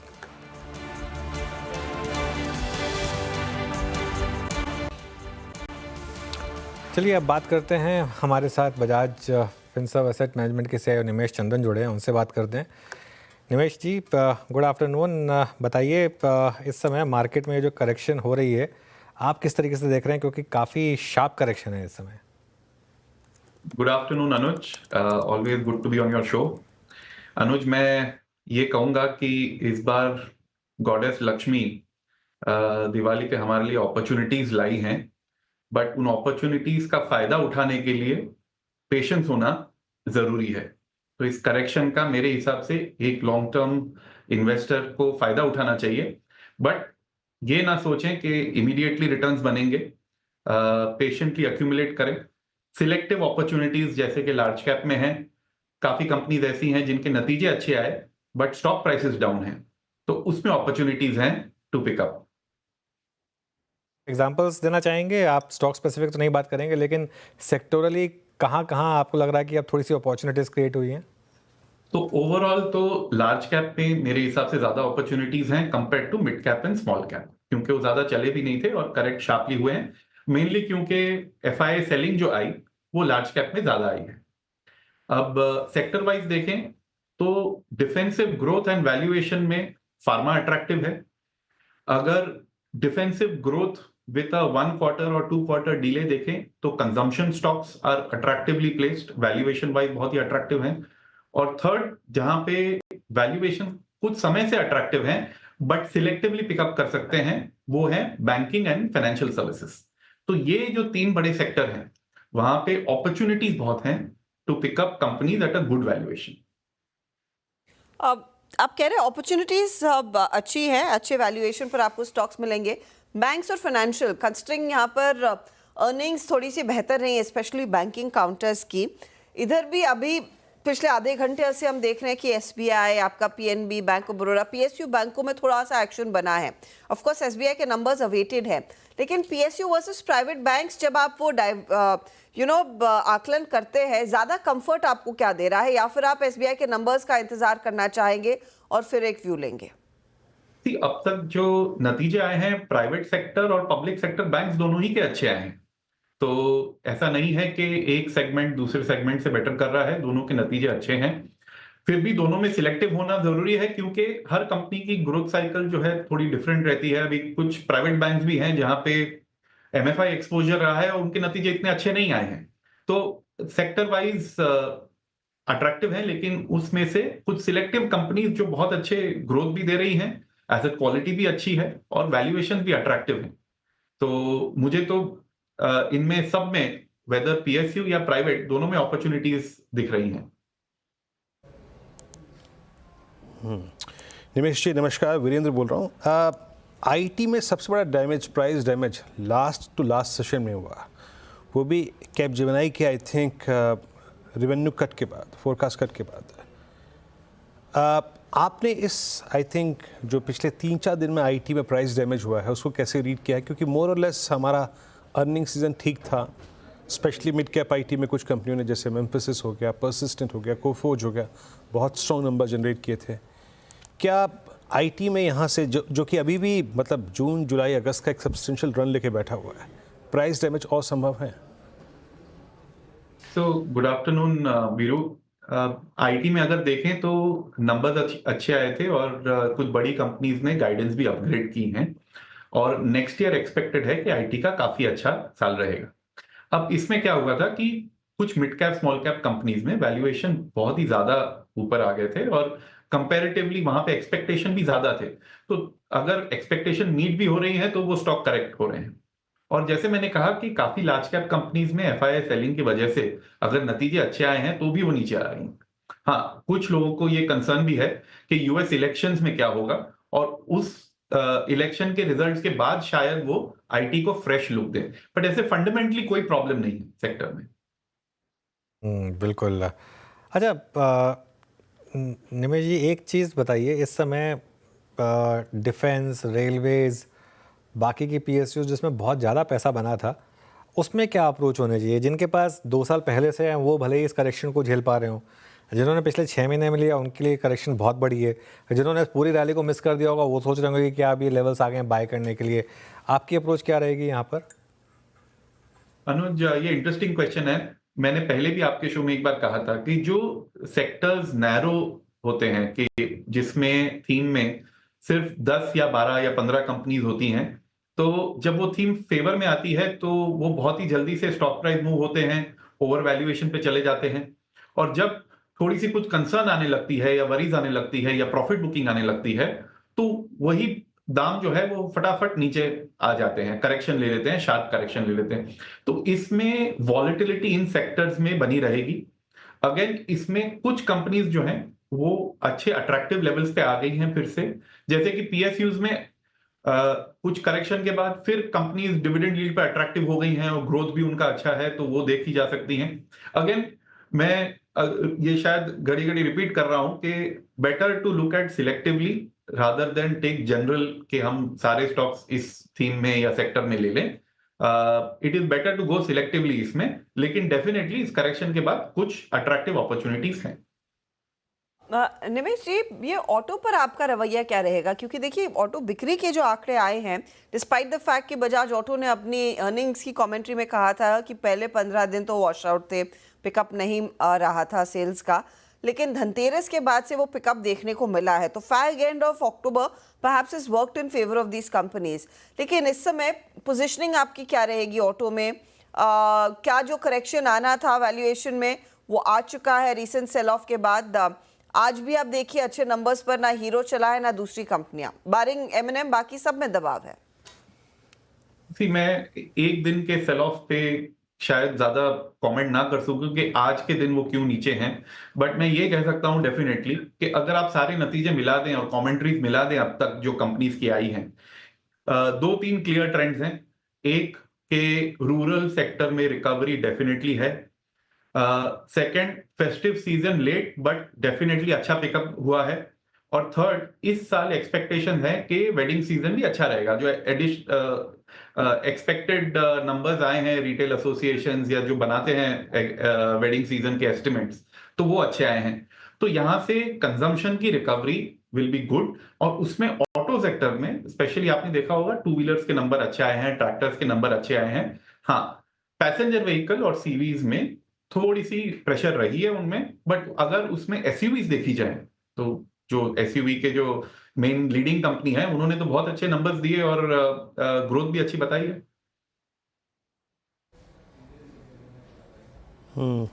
बट निमेश जी, अगर मैं पैसेंजर व्हीकल सेगमेंट में बात करूं या फिर अल्टीमेटली एक ऐसे स्पेस की बात करते हैं जो कि ये कमर्शियल व्हीकल सेगमेंट को भी कवर कर लेगा। आपने एलएनटी के नंबर्स को देखा, कैपिटल गुड्स पे आपका टेक, जिस प्रकार का ऑर्डर इनटेक एलएनटी का रहा, उसके बाद स्टॉक में रिएक्शन भी बहुत स्ट्रॉन्ग था। कैपिटल गुड्स पे आपका टेक, और इनफैक्ट मैं थोड़ा सा एक आपका व्यू कमर्शियल व्हीकल सेगमेंट पे भी जाना चाहूँगा। द गुड थिंग इज कि जब हम कैपिटल गुड्स देखते हैं तो लोग ऑर्डर बुक को ध्यान ज्यादा देते हैं rather than a particular quarter के जो नंबर आए हैं, नतीजे आए हैं, उनको नहीं देखते, ऑर्डर बुक्स को देखते हैं। अब तक जो लीडिंग कंपनीज हैं इंफ्रास्ट्रक्चर में, उनकी ऑर्डर बुक्स अच्छी रही। अब इन पूरे इंफ्रास्ट्रक्चर थीम में हमें पावर सेक्टर सबसे ज्यादा अच्छा लगता है, बिकॉज उसकी जो ग्रोथ स्टोरी है वो ज्यादा तेजी से चलेगी और लॉन्ग टर्म तक चलेगी। तो उसमें यस, कुछ वैल्यूएशन के हिसाब से आप सिलेक्ट कीजिए कि कब आपको एंट्री लेनी है, but power sector is the most attractive in सब में।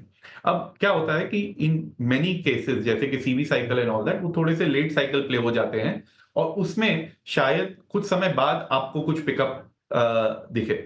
प्लस सीवी साइकिल आपने देखा होगा कि बेस्ट नंबर्स कुछ 1 साल 2 साल पहले आए थे और फिर वहां से कुछ डिक्लाइन आई है, तो वो थोड़े से स्लो डाउन, अपनी सिक्लिकल स्लो डाउन की तरफ से गुजर रहे हैं।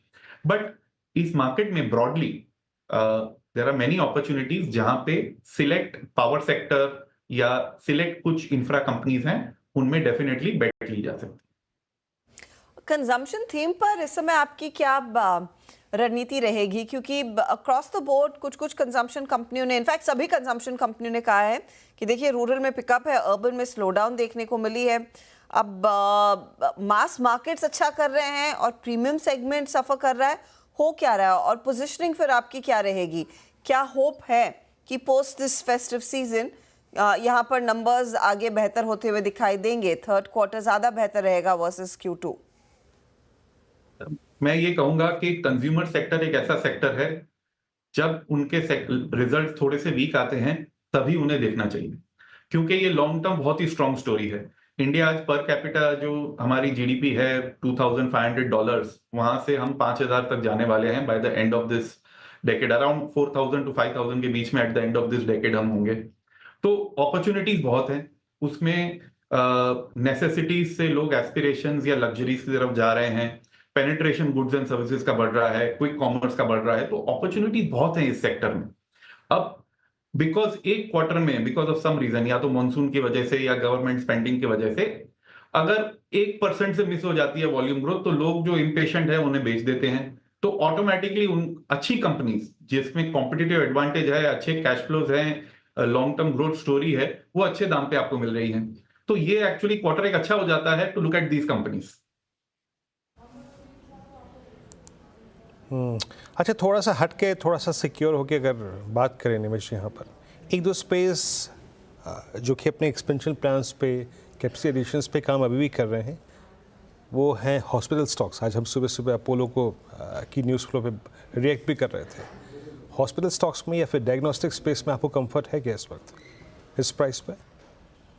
हॉस्पिटल सिलेक्टिवली, बट अभी तो हम डायग्नोस्टिक्स में इन्वेस्टेड नहीं हैं। हमें एक्चुअली एक सब सेगमेंट जो है फार्मास्यूटिकल एंड हेल्थ केयर का, जो कि कहते हैं कॉन्ट्रैक्ट रिसर्च एंड मैन्युफैक्चरिंग या CDMO, कस्टम ड्रग डेवलपमेंट, उसमें बहुत अपॉर्चुनिटीज दिख रही हैं। उसमें कुछ mid cap small cap companies, pharma companies भी हैं, एक आध लार्ज कैप कंपनीज भी इसमें काम कर रही हैं। देखिए, इंडिया को बहुत बेनिफिट होगा एक बार ये यूएस में जो बायोसिक्योर एक्ट है वो लॉ बन जाए, तो उससे इंडिया को काफी फायदा होगा। चाइना से काफी जो वर्क है इंडिया में ट्रांसफर होगा। प्लस देखिए सिलेक्टिवली जो मॉलिक्यूल्स के अपॉर्चुनिटीज आ रही हैं, जैसे कि रेवलीमेड है, फिर GLP-1 है, इन सब में अपॉर्चुनिटीज फॉर इंडियन कंपनीज बहुत लंबे समय तक इसको बेनिफिट मिल सकता है। तो फार्मा स्पेस एक अट्रैक्टिव स्पेस है जहां रिटर्न रेशियोज अच्छे हैं, अपॉर्चुनिटीज अच्छी हैं, डोमेस्टिक ग्रोथ की विजिबिलिटी अच्छी है। तो इसमें अगर हम सिलेक्ट करें तो अपॉर्चुनिटीज काफी अच्छी हैं हेल्थ केयर एंड फार्मा में। ओके निमेश जी, बहुत बहुत शुक्रिया, आप इस बातचीत में शामिल हुए और सभी मुद्दों पे, सेक्टर्स पे आपने खुल के बात की। बहुत बहुत शुक्रिया आपका। अब चलते हैं और आते हैं रणनीति पर, स्ट्रैटेजी पर। निफ्टी बैंक स्क्रीन पे रखिएगा। टुवर्ड्स द एंड निफ्टी क्या कर रहा है? It's almost 24,000। निफ्टी बैंक आपकी स्क्रीन पे 51,200। अनुज, निफ्टी ने सब कुछ ब्रीच किया, 24,000 भी सरेंडर कर दिया, 24,077 भी सरेंडर कर दिया, और निफ्टी बैंक मोर और लेस वो 100 डिमा के आसपास। क्या व्यू रहेगा कल के पर्सपेक्टिव से? देखिए वीरू, इस मार्केट में जल्दबाजी ना करें किसी भी तरीके की। मार्केट आपको भरपूर मौके दे रहा है इंट्राडे में एक्ट करने के लिए। एक चीज़ तो बहुत क्लियर है, मार्केट का टेक्सचर काफ़ी ख़राब है। मार्केट का टेक्सचर ख़राब है और ये एक ऐसी मार्केट है जिसमें जो जैसे 3-4 महीने पहले तक आपने कहीं भी ले लिया, मार्केट आपको रिवॉर्ड कर रहा था। अब ये वाली मार्केट बन गई, आपने कहीं भी शॉर्ट कर दिया, मार्केट आपको रिवॉर्ड कर रहा है। फॉर एग्जांपल अक्टूबर में आपने कहीं भी शॉर्ट किया था किसी भी लेवल पर, इवन अगर वो लोवेस्ट लेवल पर शॉर्ट किया था, तो भी आज आपको मार्केट ने रिवॉर्ड कर दिया। तो आई थिंक इंट्राडे में मार्केट आपको मौके दे रहा है कि जहाँ भी रैली फेल हो, और अब तो क्या रैली भी थोड़ा स्ट्रॉन्ग वर्ड हो गया, जहाँ भी मार्केट फेल हो वहाँ पर शॉर्ट करें।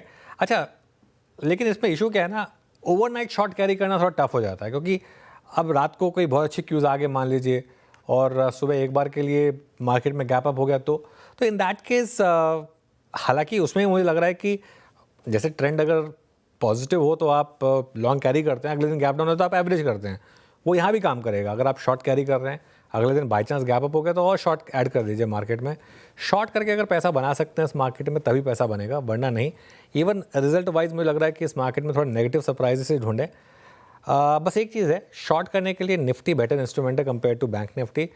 बैंक निफ्टी रिलेटिवली ज़्यादा स्ट्रॉन्ग है अभी भी। बैंक निफ्टी अभी भी अपने अक्टूबर लोज को बचा रहा है। इवेंचुअली तो शायद वो भी टूटे, लेकिन अभी फिर भी मुझे लग रहा है कि निफ्टी बेटर है कंपेयर टू बैंक निफ्टी। और स्टॉक स्पेसिफिक भी बहुत ज़्यादा जल्दबाजी ना करें। बैंक निफ्टी को एक सहारा SBI की तरफ से मिल रहा है, तो ऑब्वियसली वो एक थोड़ा सा सपोर्ट रहेगा, लेकिन अदरवाइज़ मार्केट का टेक्सचर बहुत ख़राब है। जो अग्रेसिव ट्रेडर हिम्मत कर सकते हैं वो भले ही चाहें तो ओवरनाइट भी कैरी कर सकते हैं शॉर्ट्स, क्योंकि ये मार्केट इस तरीके से यहाँ इतनी जल्दी घूमने वाला नहीं है वीरू। जी, ये है निफ्टी बैंक पे व्यू आपकी स्क्रीन पे। चलो अब एक काम करते हैं, डीलिंग रूम चेक के लिए चलते हैं यतिन के पास। ऑलमोस्ट हम इस वक्त 24,000 पे डीलर्स क्या कर रहे हैं, आइए समझने की कोशिश करते हैं। यतिन बताइए, डीलर्स की चॉइस क्या है इस वक्त? शॉर्ट लॉन्ग कहाँ, शॉर्ट कहाँ? तो वीरू, डीलर्स को थोड़ा बहुत बाउंस लग रहा है कल के सत्र में, तो थोड़ी बहुत लॉन्ग पोजीशंस ही वो कैरी कर रहे हैं, खास करके PSU बैंक्स में। SBI की चर्चा तो हम ये शो पे कर ही रहे हैं, लेकिन बैंक ऑफ बड़ौदा ये भी एक स्टॉक है जहाँ लॉन्ग बिल्डअप देखने को मिल रहे हैं। और डीलर्स के हिसाब से यहाँ एक BTST का ट्रेड ले सकते हैं 258 262 तक के टारगेट्स के लिए। और इन जनरल PSU बैंक्स में डोमेस्टिक म्यूचुअल फंड्स खरीदारी कर रहे हैं, ऐसा उनका मानना है। इसके अलावा वोल्टास, ये स्टॉक सुबह से आपको अच्छे ट्रैक्शन में दिखाई दे रहा है। 1700-1725 तक के टारगेट्स के लिए डीलर्स यहाँ खरीदारी का रिकमेंडेशन कर रहे हैं, क्योंकि MSCI में स्टॉक में आपको वेटेज ऊपर जाता हुआ दिखाई पड़ सकता है डीलर्स के एक्सपेक्टेशंस के हिसाब से। और आज ओपन इंटरेस्ट भी लगभग नवंबर सीरीज का 4% बढ़ा हुआ है। फ्रेश लॉन्ग पोजीशंस यहाँ देखने को मिल रही हैं। ओके, चलिए शुक्रिया यतिन। BTST STBT ट्रेड लेते हैं आप। गावा सर, क्या कैरी करें कल के लिए? एक एग्रेसिव ट्रेड है लॉन्ग साइड, वो है पॉलीकैप। लगता है यहाँ पर बेस बना, 5-7 दिन से एक बेस बन रहा है, 6534 पर ट्रेड कर रहा है। बहुत ही टाइट स्टॉक, करीब 6495 का, ज्यादा नहीं। अपसाइड टारगेट करीब मेरे ख्याल से 6650 हो सकते हैं। 6650 के लिए पॉलीकैप में एक अपॉर्चुनिटी, 0.5% ऊपर है काउंटर। शिल्पा जी, आपका पिक? जी Harshita ji, I go with MCX का पहला टारगेट ऑलमोस्ट हो गया 6450 का, लेकिन मुझे लगता है कि ये जिस तरह से क्लोज दे रहा है, ये कल आपको गैप पे ही मिले तो शायद 6600 तक का भी एक मूव आपको मिल जाए। तो MCX में आप लॉन्ग कैरी कीजिए। M6 में लॉन्ग कैरी करिए। इस बीच चलते हैं मानस के पास, उनका ट्रेड पिक करने के लिए। मानस क्या पिक कर रहे हैं आप? तो देखिए एक एसटीबीटी कॉल होगा, एचडीएफसी बैंक पे बिकवाली करने का ट्रेड लेना है। अब देखिए lower top floor bottoms clearly दिख रहे हैं और 20 डे मूविंग एवरेज के नीचे स्टॉक ट्रेड करने लगा है, तो एचडीएफसी बैंक के फ्यूचर में बिकवाली करने की राय रहेगी। 1736 के स्टॉप लॉस से इसके फ्यूचर में जो कि 1723 के आसपास चल रहा है, उसमें 1736 के स्टॉप लॉस से बिकवाली करने का ट्रेड लेना है और टारगेट आपको सेट करने हैं 1700 रुपए के। ओके, अब चलते हैं अमित जी के पास। अमित जी बताइए, आपने क्या कैरी किया ट्रेड? रिकमेंडेशन है बर्जर पेंट में। बर्जर पेंट 200 एमआ के नीचे ट्रेड कर रहा है। थोड़ा बहुत इसने 4-5 दिन कंसोलिडेशन करने की कोशिश की थी, लेकिन अपना स्विंग लो फिर से ब्रेक कर दिया है। फ्यूचर्स में 526 का प्राइस है, इसे शॉर्ट करें for a target of 515 and 510। Stop loss रहेगा 533 रुपीज का फ्यूचर में। ओके, तो ये फिलहाल आपके लिए एक ट्रेड। अब राजेश सातपुते के पास चलते। राजेश जी बताइए, आपका क्या ट्रेड रहेगा, तेजी या मंदी? अच्छा, तो जी मुझे लगता है कि थोड़ा सा एक डिफेंसिव प्ले लेकर जाऊंगा, तो मैं तेजी करके जाऊंगा। मुझे लगता है लुपिन लुपिन देखिए करीबन 2200-2180, ये आई थिंक ये इसका एक कन्फ्लुएंस ऑफ सपोर्ट है जहाँ पे मूविंग एवरेजेस आते हैं। तो आई थिंक जिस तरह से इसने अपने सपोर्ट को आज रिस्पेक्ट किया, तो लुपिन लेके जाइए। स्टॉप लॉस होगा इसका करीबन 2170 का, 30 पॉइंट्स का स्टॉप लॉस रखेंगे और प्ले करेंगे और प्राइस टारगेट ऑफ 2250 से लेके 2260। तो एक स्विंग मिलना चाहिए कम से कम 50-60 पॉइंट का लुपिन में। ओके, 50-60 पॉइंट्स का स्विंग मिलना चाहिए लुपिन में। एक स्टॉक जो सुबह सुबह स्पॉट भी किया था, थोड़ा सा मार्केट के अगेंस्ट मूव किया है, वो है टेक महिंद्रा। इनफैक्ट थोड़ा सा आईटी पैक में रिकवरी है। Tech Mahindra, HCL tech, Oracle financial, काफ़ी स्टॉक्स हैं जो लोअर लेवल से ठीक ठाक रिकवरी दिखा के बंद हो रहे हैं। और इनफैक्ट एक बार निफ्टी आईटी देखते हैं, निफ्टी आईटी इंडेक्स किस तरीके के ट्रेड, किस तरीके का सेटअप यहाँ पर दिखा रहा है। ये देखिए, ये निफ्टी आईटी का मूव। अच्छा, एक और स्टॉक जो डे हाई पर बंद हो रहा है वो है संवर्धन मदरसन। ये मुझे लग रहा है मार्केट थोड़ा सा शायद वो क्लास 8 के जो ट्रक ऑर्डर्स आते हैं उनको प्रीएम्प्ट करने की कोशिश कर रहा है। गावा सर, एक बार संवर्धन मदरसन का चार्ट देखिए जरा, कोई ट्रेड बन रहा है यहाँ पर? ध्यान में तो आया था संवर्धन मदरसन, 3 दिन से एक अपू मिला है। 65 का स्टॉप लगाना चाहिए, 65 का बस। मदरसन स्विमिंग पॉसिबल 68 to 70 ये एक जोन है, लेकिन हाई टाइम फ्रेम पर एक बाय सिग्नल जनरेट हुआ है मदरसन स्विमिंग। नहीं, आपने शायद मदरसन वायरिंग का चार्ट देख लिया गावा सर। मैं संवर्धन मदरसन 185 वाला स्टॉक है वो। तो मेरा उसका नाम चेंज हो गया है, उसका सिंबल चेंज हो गया है, मैं मिस कर लूंगा उसका फिर। हाँ नहीं, कोई नहीं। वो मानस, एक बार आप देखिए संवर्धन मदरसन का चार्ट। तो देखिए यहाँ पर एक पुल बैक है। कल भी अगर आप देखिए तो कल भी लोअर लेवल पे जो गिरावट थी एटलीस्ट वो थम गई थी। आज एक बाउंस बैक देखने को मिला है। इंटरडे चार्ट पे हाई टॉप हायर बॉटम बनने लगे हैं। एक हर्डल है जहां पर 100 मूविंग एवरेज है। एक बार ये 187 के ऊपर ट्रेड करने लगे तो फिर खरीदारी करनी चाहिए 182 के स्टॉप लॉस से, और टारगेट फिर आप 197 से 200 की रेंज में सेट कर सकते हैं। 200 की तरफ बढ़ता हुआ दिखाई दे सकता है, 1.5% ऊपर। फैक्ट डिक्सन टेक पर भी एक व्यू ले लेते हैं। राजेश जी, जाने से पहले आपकी क्या सलाह होगी, कंसिडरिंग आज गिरते बाजार में 2.5% ऊपर और ओआई एडिशन भी नियरली 8% का देखने को मिला था?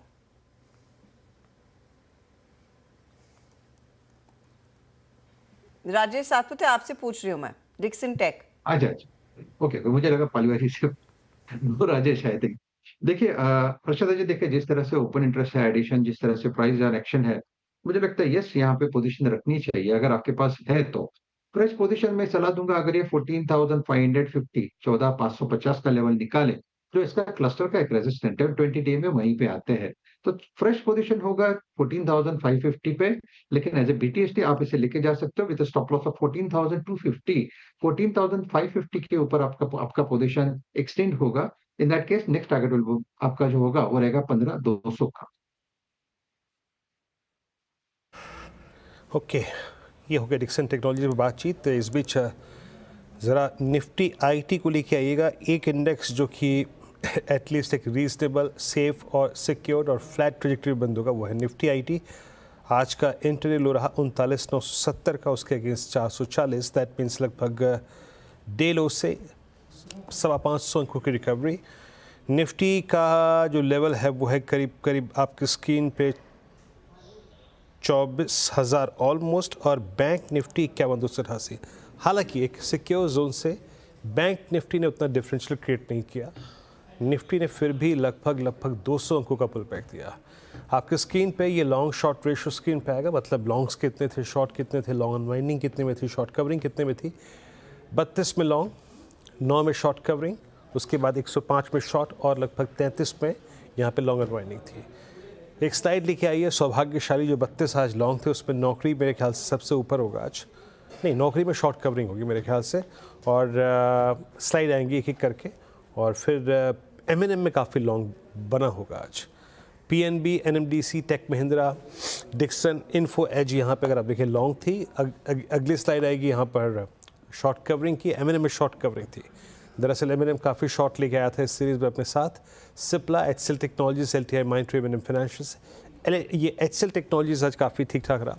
उसके बाद वोडाफोन आइडिया में, PVR आइनॉक्स में ऑलमोस्ट आज एक क्रैक था। शार्प शुक्रवार तक अच्छा था लेकिन सोमवार तक आते आते crack. Hero MotoCorp, Manappuram finance, AB fashion, सब में आज पेन था। शॉर्ट बिल्डअप काफ़ी हुआ on the very first day. और ग्रैनुअल्स में, गोदरेज प्रॉपर्टीज़ में, Coromandel international, Tata chemical, ONGC, इन सभी काउंटर्स में आज लॉन्ग अनवाइंडिंग हुई। एक बार टाटा केमिकल लेके आई, एक बार आई थिंक आज टाटा केमिकल का डिस्कशन छूट गया। दरअसल बीते 10 दिन में टाटा केमिकल में एक स्ट्रॉन्ग लॉन्ग बिल्डअप था। Tata Chem it's 1125। Shilpa ji, Tata Chemical पे आपका टेक क्या है? ये 6 सेशन के पुल बैक के बाद, 6 सेशन में सारे एवरेज को रीगेन करने के बाद 1160 से रिवर्सल, बट आज का प्राइस भी फ्रेंकली स्पीकिंग सारे एवरेज के ऊपर क्लोज हो रहा है। टाटा केमिकल पे आपका टेक? जी बिल्कुल वीरेंद्र जी, अगर आप देखेंगे तो यहाँ पे टाटा केमिकल जब तक 1100 होल्ड कर रहा है, मुझे लगता है कि इसमें आप अपसाइड के लिए प्ले ले सकते हैं जहाँ पे ये 1200 तक जा सकता है। लेकिन क्योंकि सेक्टर थोड़ा मिक्स्ड बैग है तो यहाँ पे आपका स्टॉप लॉस भी बहुत ज़्यादा एकदम स्ट्रिक्ट होना चाहिए। अगर ये 1100 के नीचे फिसल जाता है तो आपको एग्जिट लेना चाहिए। मीनवेल बहुत इंटरेस्टिंग है आज पंजाब नेशनल बैंक का प्राइस बिहेवियर हर्षता, क्योंकि 25% का ओपन इंटरेस्ट बिल्डअप यहाँ पर पिछली पूरी सीरीज़ में ये ऑलमोस्ट बैन में रहा था। मुझे हैरानी नहीं होगी अगले 2-3 दिन में बैन में आ जाएगी ये। और RBL बैंक ये भी काफ़ी यहाँ पर बिल्डअप है, लेकिन PNB में लॉन्ग बिल्डअप है और RBL में शॉर्ट बिल्डअप है। एक और स्टॉक SBI कार्ड, आज सुबह स्पॉटलाइट में ये मेंशन था। SBI कार्ड कुछ साइन दे रहा है कि शायद कुछ हद तक यहाँ पर बॉटम बना हो, लेकिन लोअर लेवल से थोड़ी सी रिकवरी। फ्यूचर्स का प्राइस एक्शन इसका कम्प्लीटली डिफरेंट है। फ्यूचर्स में ये एक्चुअली ग्रीन में है, ये फ्यूचर्स में ग्रीन में है, वही मैं देख रहा था कि 1.5% ऊपर है। फ्यूचर्स में 1.5% ऊपर है, लेकिन स्पॉट में नीचे। अजीब ही है, लेकिन ये एक स्टॉक था जो मेरे रेडार पर आया एकदम से। इंटरेस्टिंग मूव वहाँ पर। 24,000 क्रॉस कर लिया वैसे, एटलीस्ट एक बार के लिए मार्केट 24,000 बचा के, क्लोजिंग बेसिस पर तो एटलीस्ट 24,000 बचा के जा रहा है। इंटरडे बेसिस पर ऑफकोर्स काफ़ी उसके नीचे गए हम। इंटर बेसिस 23,816 तक गए, लेकिन करीब करीब 200 पॉइंट की रिकवरी। तो जो 500 पॉइंट डाउन था, अब निफ्टी 300 पॉइंट डाउन। 300 पॉइंट भी कोई बहुत अच्छा नहीं है, लेकिन कॉन्टेक्स्ट में जहाँ 500 डाउन थे वहाँ बेटर है कंपैरेटिवली। कंस्टिंग डे लो क्या 23,816 का था, वहाँ से तो हम डिसेंट रिकवरी दिखा ही पाए हैं। अच्छा, एक दो और ट्रेड्स जो आपकी स्क्रीन पर रखने चाहिए। एक तो कुछ IT में नेशनल लेवल्स पर पोजीशंस आई हैं। HCL टेक आप गौर करिएगा, आप इन्फोसिस देखिएगा। TCS और आपको विप्रो अभी भी नेगेटिव साइड पर दिखाई देंगे, लेकिन उनमें भी डे लो से थोड़ी सी चाल बेहतर होती हुई दिख रही है।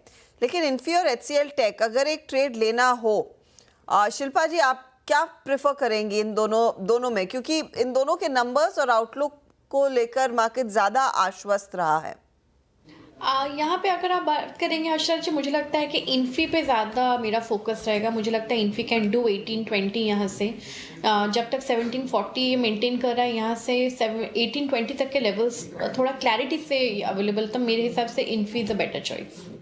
इन्फोसिस एक बेटर चॉइस। और क्लोजिंग यहाँ पर नियरली डे हाई के आसपास ही 1767 कुछ देर पहले छुआ, 1765 के आसपास ही क्लोज आता हुआ दिखाई देगा। डॉक्टर रेड्डीज कल के नंबर से पहले हल्की सी पॉजिटिविटी के साथ ये भी 1267 के आसपास जाकर टिक रहा है, तो वो आपके सामने। और रिलायंस इंडस्ट्रीज़ आपकी स्क्रीन पर लेकर आएंगे। यहाँ पर बीच में थोड़ी सी रिकवरी आई थी, लेकिन ज़्यादा देर तक वो टिकी नहीं। अभी भी एक काउंटर करीब 3% नीचे ट्रेड करता हुआ आपको दिखाई देगा। तो ऐसे कुछ बिग बॉयज़ हैं जिन्होंने मार्केट में थोड़ा सा मूड फीका रखा है या फिर प्रेशर डाला है। रिलायंस पे 1300 पर अगर क्लोज आ रहा है मानस, ठीक है, या फिर आप इसे ऊपर और ज़्यादा बेहतर लेवल चाहेंगे एक नया फ्रेश ट्रेड लेने के लिए? देखिए अभी तक तो कोई ऐसा रिवर्सल दिखा नहीं है, हालांकि एक बड़ा क्रैक था इसलिए एक छोटा सा बाउंस बैक देखने को मिला है और अब यहाँ पर रिवर्सल के लिए 1350 के ऊपर के लेवल्स को दिखाना जरूरी है। अगर 1350 के ऊपर जाएगा तभी कोई मीनिंगफुल बाउंस बैक देखने को मिलेगा, अदरवाइज आई थिंक यहाँ पर लॉन्ग पोजीशन अवॉइड करनी चाहिए। रिलायंस अभी as of now long position avoid कीजिएगा प्लीज़। याद रखिएगा इस चैनल का स्वामित्व प्रबंधन रिलायंस इंडस्ट्रीज होल्ड करते हैं। किसी भी प्रकार के कमेंट्स, किसी भी प्रकार की कॉल्स से प्रभावित ना होकर आप प्लीज़ एक निजी राय ज़रूर सम्मिलित रखें। इस चैनल का स्वामित्व प्रबंधन रिलायंस इंडस्ट्रीज़ के हाथ में है। SBI की रिकवरी फाइनली किस मोड पे? It's 836 in futures. याद रखिएगा इंट्राडे में हाई क्रिएट किया था इसने करीब 842 का, वहाँ से रिट्रेस हुआ, बट स्टिल SBI का ये क्लोज पोस्ट 5 अगस्त 2024 के बाद सबसे हाईएस्ट है। और ये जोन जो 842 का था ना, वो मुश्किल वाला क्यों था बताता हूँ मैं आपको। एग्जैक्टली 2 अगस्त से लेकर 3 अगस्त के बीच में एक गैप परसिस्ट करता है SBI के चार्ट्स पे, वो इसी जोन में है 842 से लेकर करीब करीब मेरे ख्याल से 848। ये 6 रुपये का जो गैप है ना, वहीं से बैकफुट पे है। State Bank off at 831। आज प्रभावशाली दिन रहा थोड़ा पॉली कैप के लिए, जिसको प्रकाश सर ने अभी कंसिडर भी किया, और पॉली कैप 6532 पे क्लोज होने की तैयारी करता हुआ, और एक सिप्ला जो मोमेंटम था वो आज भी कायम रहा एट 1587। चलिए अब इस क्लोजिंग को देखने चलते हैं बड़ी वॉल पे अनुज के पास। अनुज, ओवर टू यू। बिल्कुल, और वैसे ज़्यादा टाइम लगेगा नहीं आज क्लोजिंग को रैप अप करने में। जिस तरीके की मार्केट थी सब कुछ रेड में था, और बैक टू यू ऐसी मार्केट, लेकिन टुवर्ड्स द एंड थोड़ी रिकवरी जरूर आई ऑब्वियसली। 23,990 पर इंटरडे लो 23,816 का था। बैंक निफ्टी भी again 100 day exponential moving average को बचा रहा है। ध्यान रखिएगा अब 100 डे एक्सपोनेंशियल मूविंग एवरेज क्योंकि राइजिंग है, जहाँ पर हम क्लोज हो रहे हैं वही 100 डे एक्सपोनेंशियल मूविंग एवरेज भी है बैंक निफ्टी का, और रीसेंट लो करीब 50,200 का था। तो खैर देखते हैं कब तक ये बचता है, लेकिन चलिए बाकी का काम बिग स्क्रीन पर देखते हैं। बैंक निफ्टी 440 पॉइंट नीचे, मार्केट को संभाला निफ्टी आईटी ने आज टुवर्ड्स द एंड। अच्छी शानदार रिकवरी, इनफैक्ट ऑलमोस्ट ग्रीन में बंद होने की तैयारी कर रहा है निफ्टी आईटी। इसने काफ़ी हद तक निफ्टी को लोअर लेवल से से हेल्प किया। उसके अलावा मिड कैप इंडेक्स 1.5% नीचे था, स्मॉल कैप इंडेक्स यहाँ भी भारी गिरावट थी 2% की। एडवांस डिक्लाइन बहुत ही ख़राब, करीब 1:4 का एडवांस डिक्लाइन आपको दिखाई देगा। सेक्टोरल हीट मैप देखिए आप, 1-2 सेक्टर स्टैंड आउट करेंगे क्लियरली। एक तो PSU बैंक, निफ्टी आईटी की बात करते करते ग्रीन में आया। PSU बैंक भी और आधा घंटा अगर ट्रेड करता तो PSU बैंक भी ग्रीन में आ जाता, लेकिन उसके अलावा बाकी सब कुछ रेड में है। ओवरऑल PSUs नीचे थे 2%, real estate 3%, oil and gas 2.5%, Nifty metals 1.5%, FMCG 1.25%, financial 1.25%, और निफ्टी ऑटो करीब करीब 1%। तो ये कुल मिलाकर मार्केट का ओवरऑल मूड माहौल। चलिए निफ्टी के हीट मैप पर आते हैं और देखते हैं यहाँ पर क्या रहा। 320 पॉइंट नीचे थे, तो सबसे पहले लूजर से शुरुआत करेंगे। हीरो मोटोकॉर्प में आज बड़ी तगड़ी गिरावट 4.5%, Bajaj auto 3.5%, Grasim, Adani ports, BPCL। लेकिन मार्केट की कमर अगर किसी एक स्टॉक ने तोड़ी वो था रिलायंस, 3% नीचे आज आपको ट्रेड करता हुआ दिखाई देगा। वेट वाइज सबसे ज़्यादा इम्पैक्ट इसी ने डाला। उसके अलावा सन फार्मा, NTPC, कोल इंडिया, टाइटन, ये कुछ और स्टॉक्स रहे जहाँ पर भारी दबाव था। Larsen and Toubro, Bharat electronics, Bharti Airtel, Bharti में लगातार सेलिंग है पिछले कई दिनों से। ICICI बैंक, ट्रेंट, ITC, ये कुछ और स्टॉक्स थे जहाँ पर गिरावट थी। तेज़ी में महिंद्रा एंड महिंद्रा और टेक महिंद्रा 2%, तो महिंद्रा ग्रुप के लिए अच्छा दिन था। उसके अलावा स्टेट बैंक ऑफ इंडिया ने काफ़ी हेल्प की मार्केट की, इन्फोसिस ने काफ़ी हेल्प की। लेकिन अगर आप मुझसे पूछेंगे आज stock of the day upside पे क्या रहा, तो SBI था, स्पेशली क्योंकि एक वीक मार्केट में टुवर्ड्स द एंड इसने मार्केट को संभालने में थोड़ी सी मदद की है। लेकिन खराब दिन, जी हाँ, खराब दिन। 24,000 के हल्के से नीचे 23,990 के आसपास ये क्लोज आपकी स्क्रीन पर आ रहा है। पूरे 300 पॉइंट गंवाए हैं हमने सोमवार के सत्र में। निफ्टी बैंक भी 442 अंकों की गिरावट पर जाकर टिका, और मिड कैप्स में तो बिकवाली का सिलसिला बरकरार, 755 अंक नीचे ये इंडेक्स जाकर टिका है। तो ये रहा सोमवार का सत्र। उम्मीद है कि यहाँ से हमारी चाल थोड़ी बेहतर कर सके, लेकिन देखते हैं कल क्या लेकर आएगा। चलिए इसी के साथ अनुज, वीरू और मुझे दीजिए इजाज़त। खबरों का सिलसिला CNBC आवाज़ पर जारी रहेगा, और कल सुबह हमारी आपसे फिर मुलाकात होगी ताज़ा क्यूज़ और ताज़ा ट्रेंड को लेकर। आप बने रहिए CNBC आवाज़ के साथ।